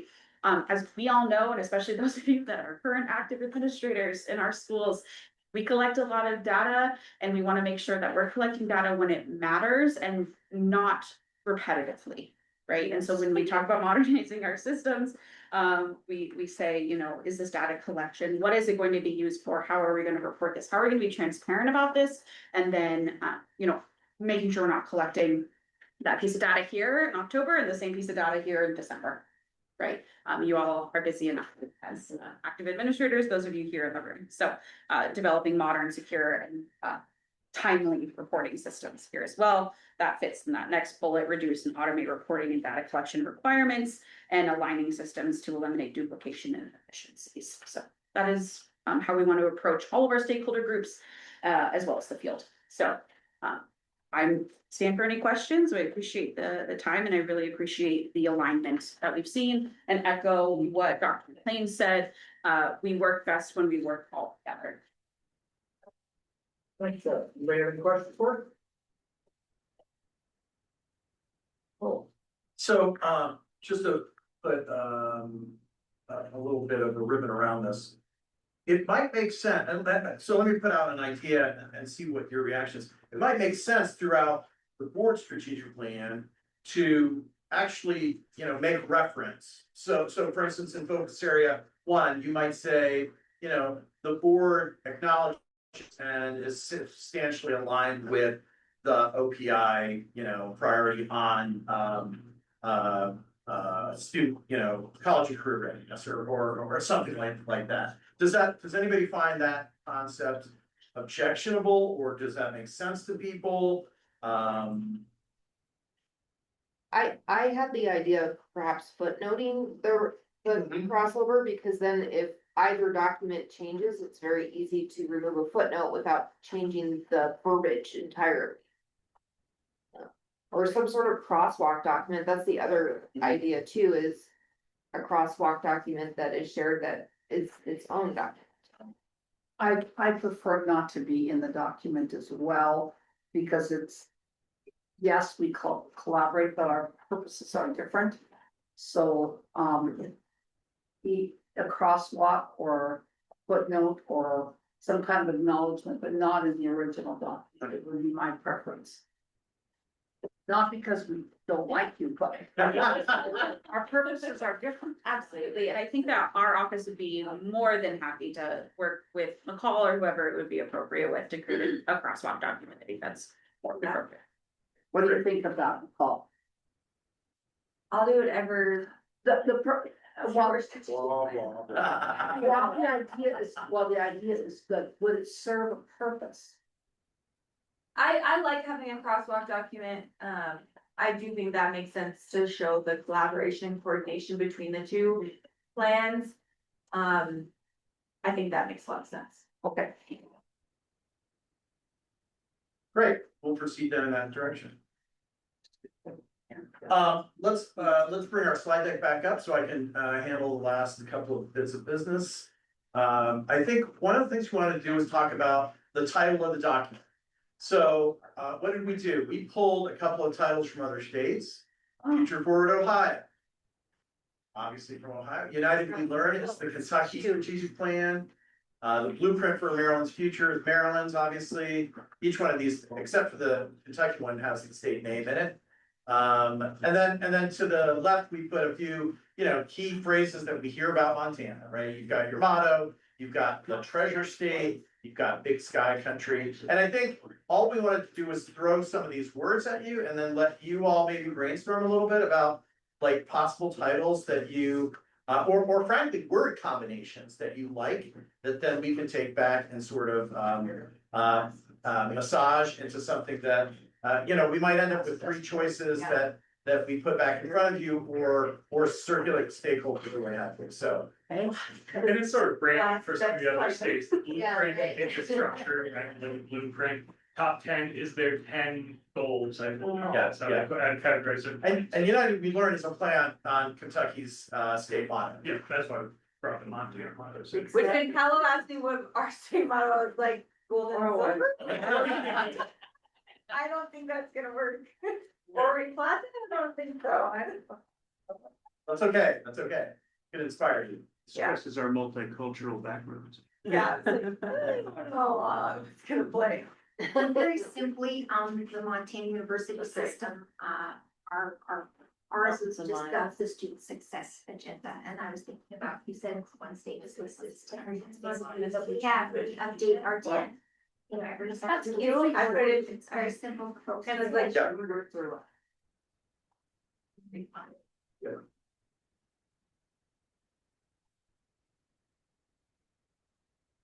Any, Big sky, thoughts? bright futures.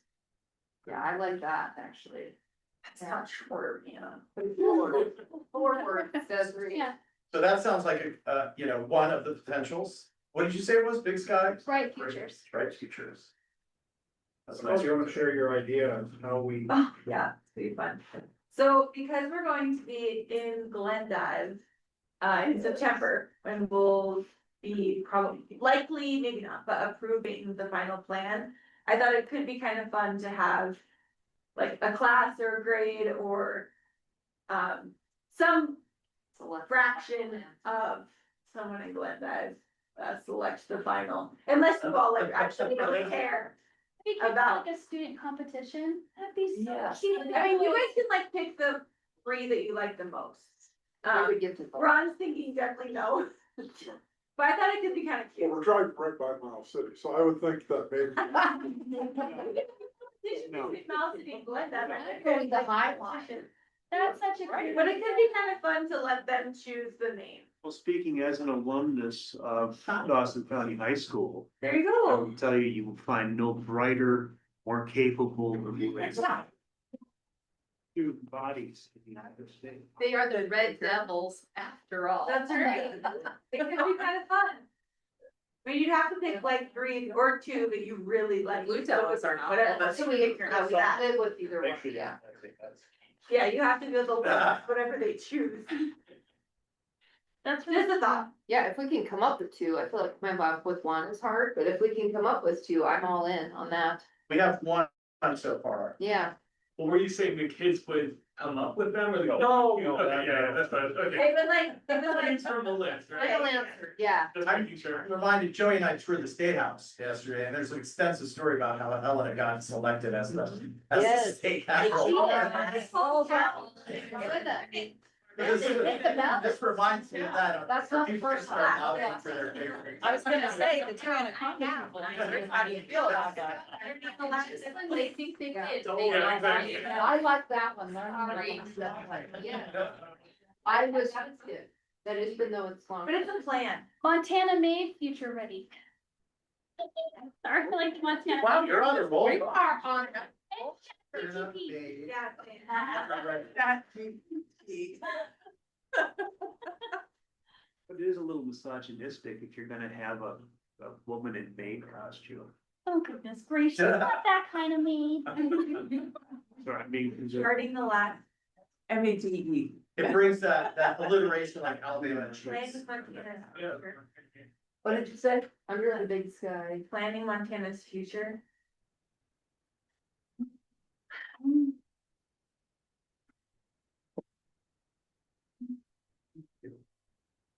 Do we have to decide right now. No, No, but we can continue brainstorming Okay, right now, yes. and then Like, then call this is will all work for that started magic. the day. Yeah, this is not. if we can't come up with anything better, we'll do the blend background, we'll just ourselves. This will be something when you're driving home on Friday. Yeah. and A like, roadmap for Montana education. Montana. The vision map of the future. What are you reading? ChatGPT. Oh, I see. You said, can you come up with some names for a strategic plan for education, or that the prompt use? Pretty much, and then I put some of these things in Oh, there. I see. Roadmap for But education. they're so disjunctive, you know, like. Big sky country, last best place, don't really go with strategic planning. Well, big sky, I mean, you have this idea of the sky's the limit, I mean, you use that term, from time to time. I don't know if you, Big that. sky, no limit. This guy's the limit. That's I cute. don't know, maybe that sounds too, shoot for this. Big I like sky, that no one. limits. Big sky, no limit. I like that. Are we talking about speeding or? Yeah. Big sky, no limit. Talking about or learning, no limit.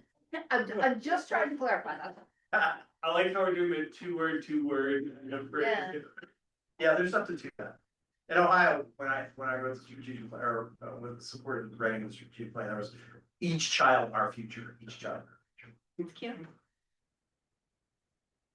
Okay, well, this has been good, we won't, Oh, we could listen. yeah, so we won't belabor the point, but your homework is, as you're doing, if you think of other good ideas, shoot them to McCall, and we'll then do a little bit of a screening process to get us to where we want to go. Let's go to the last slide here.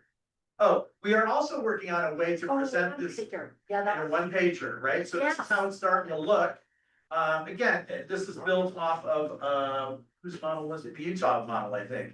I liked But Utah. I like that. yeah, so that's kind of where it's going, and we just wanted to give you a quick exposure. Now we'll go to the last slide then, Colors like. about I noticed the stakeholder. colors were blue, red, yellow and green, just. Oh, that's so you true, know. hold on. I looked at that. We'll use the state colors. No, we need to find good colors from Monday. I just know. Oh, yeah, there you go. Yeah. Format is nail color. Yeah. Stakeholder engagement. I'm gonna let McCall, if you don't mind me putting you on the spot, and talk maybe about your own vision about what, what's, because the plan will be to take this conversation, right? And work it into the plan. We saw a few changes in the focus areas, a few changes in the values, got a little bit of work to do on the next steps. We'll come up with the three finalists on the title side, but then we wanna share it out and give people an opportunity to kind of weigh in with comments. With that, McCall, talk a little bit about what you envision, and then we can get your feedback on that, if that's fair. Yeah, I think that sounds good. I think too, what makes sense, the people that I initially reached out to help share some of the information that's in your packet.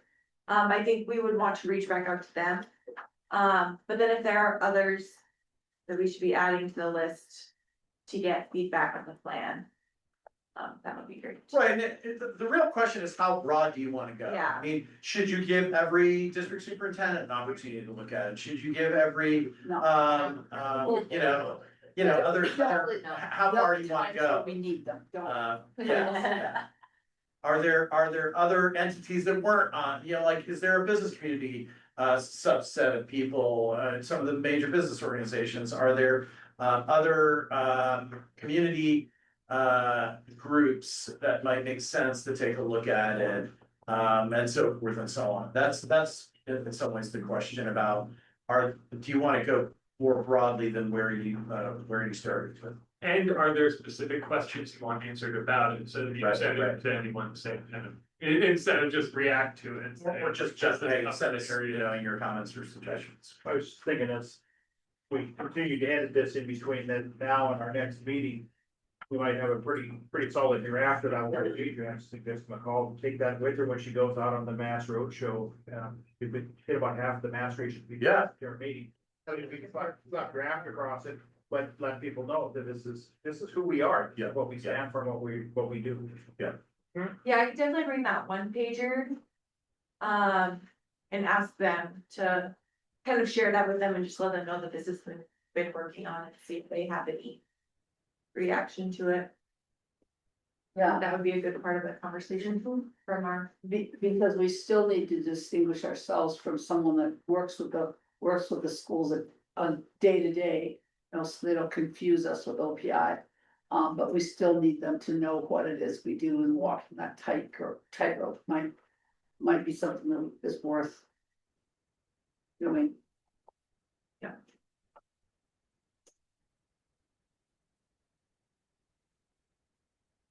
Other stakeholder, this might be another assignment for you as you're driving, if there are other stakeholder groups.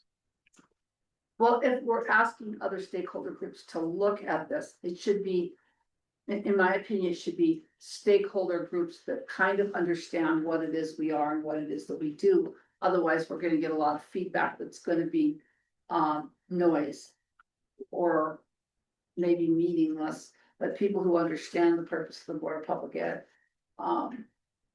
those would be good people to get feedback from, really good. Which I think we had a really good list at the beginning. Okay, So, which are our regular partners, I would Yeah. say, council deans, yep, trying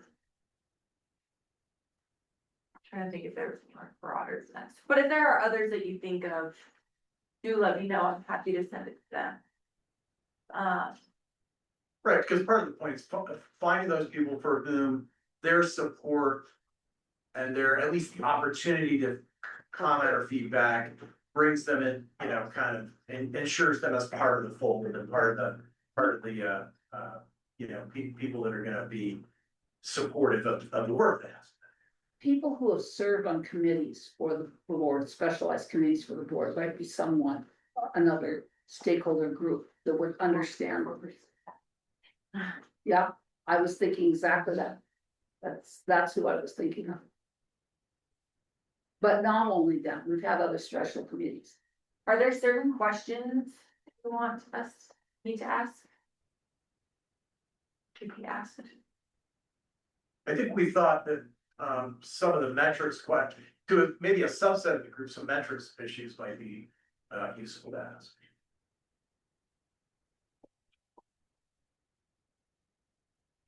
It also might be helpful to engage a couple of legislators. Oh, yeah, that's good. That's Again, you all know that climate better than I do and what the likelihood for turnover and things like that Yeah. are. We know. But if you've got some friendly voices over there, it never hurts to let them sit, because they appreciate the opportunity and They would know. that's always never a bad thing. Yeah. Okay. So I think That's a that good one. wraps up. I mean, so our next steps in terms of the process is we're gonna process today's feedback. We'll work on McCall to further, and again, McCall's gonna do most of this, not much we can do to help to further expand, you know, or define the stakeholder engagement process.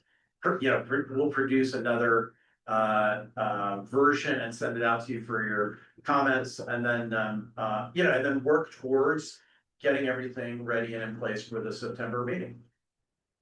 Okay. I will ask you guys, probably to get feedback to me sooner than later, so that I can get something out to our stakeholders. So that's fresh and ready to go. Yeah. And something selfishly for me to take with me when I go to the Mass regions, which I think the first one's what, September 2nd, 3rd? So yeah, I will ask you guys to get something sooner than later. And there will always be an opportunity for you to make final change. So in other words, if what Paul actually sends out to stakeholders is just the penultimate, less than Yeah. finished, but pretty close version, that should be okay too. It'll still be draft, for sure. Yeah, absolutely, absolutely. Is there any public comment on our strategic plan maps? We'll ask for public comment. Well, before we let you guys off the hook here and before dinner tonight, we have a couple of gifts for y'all.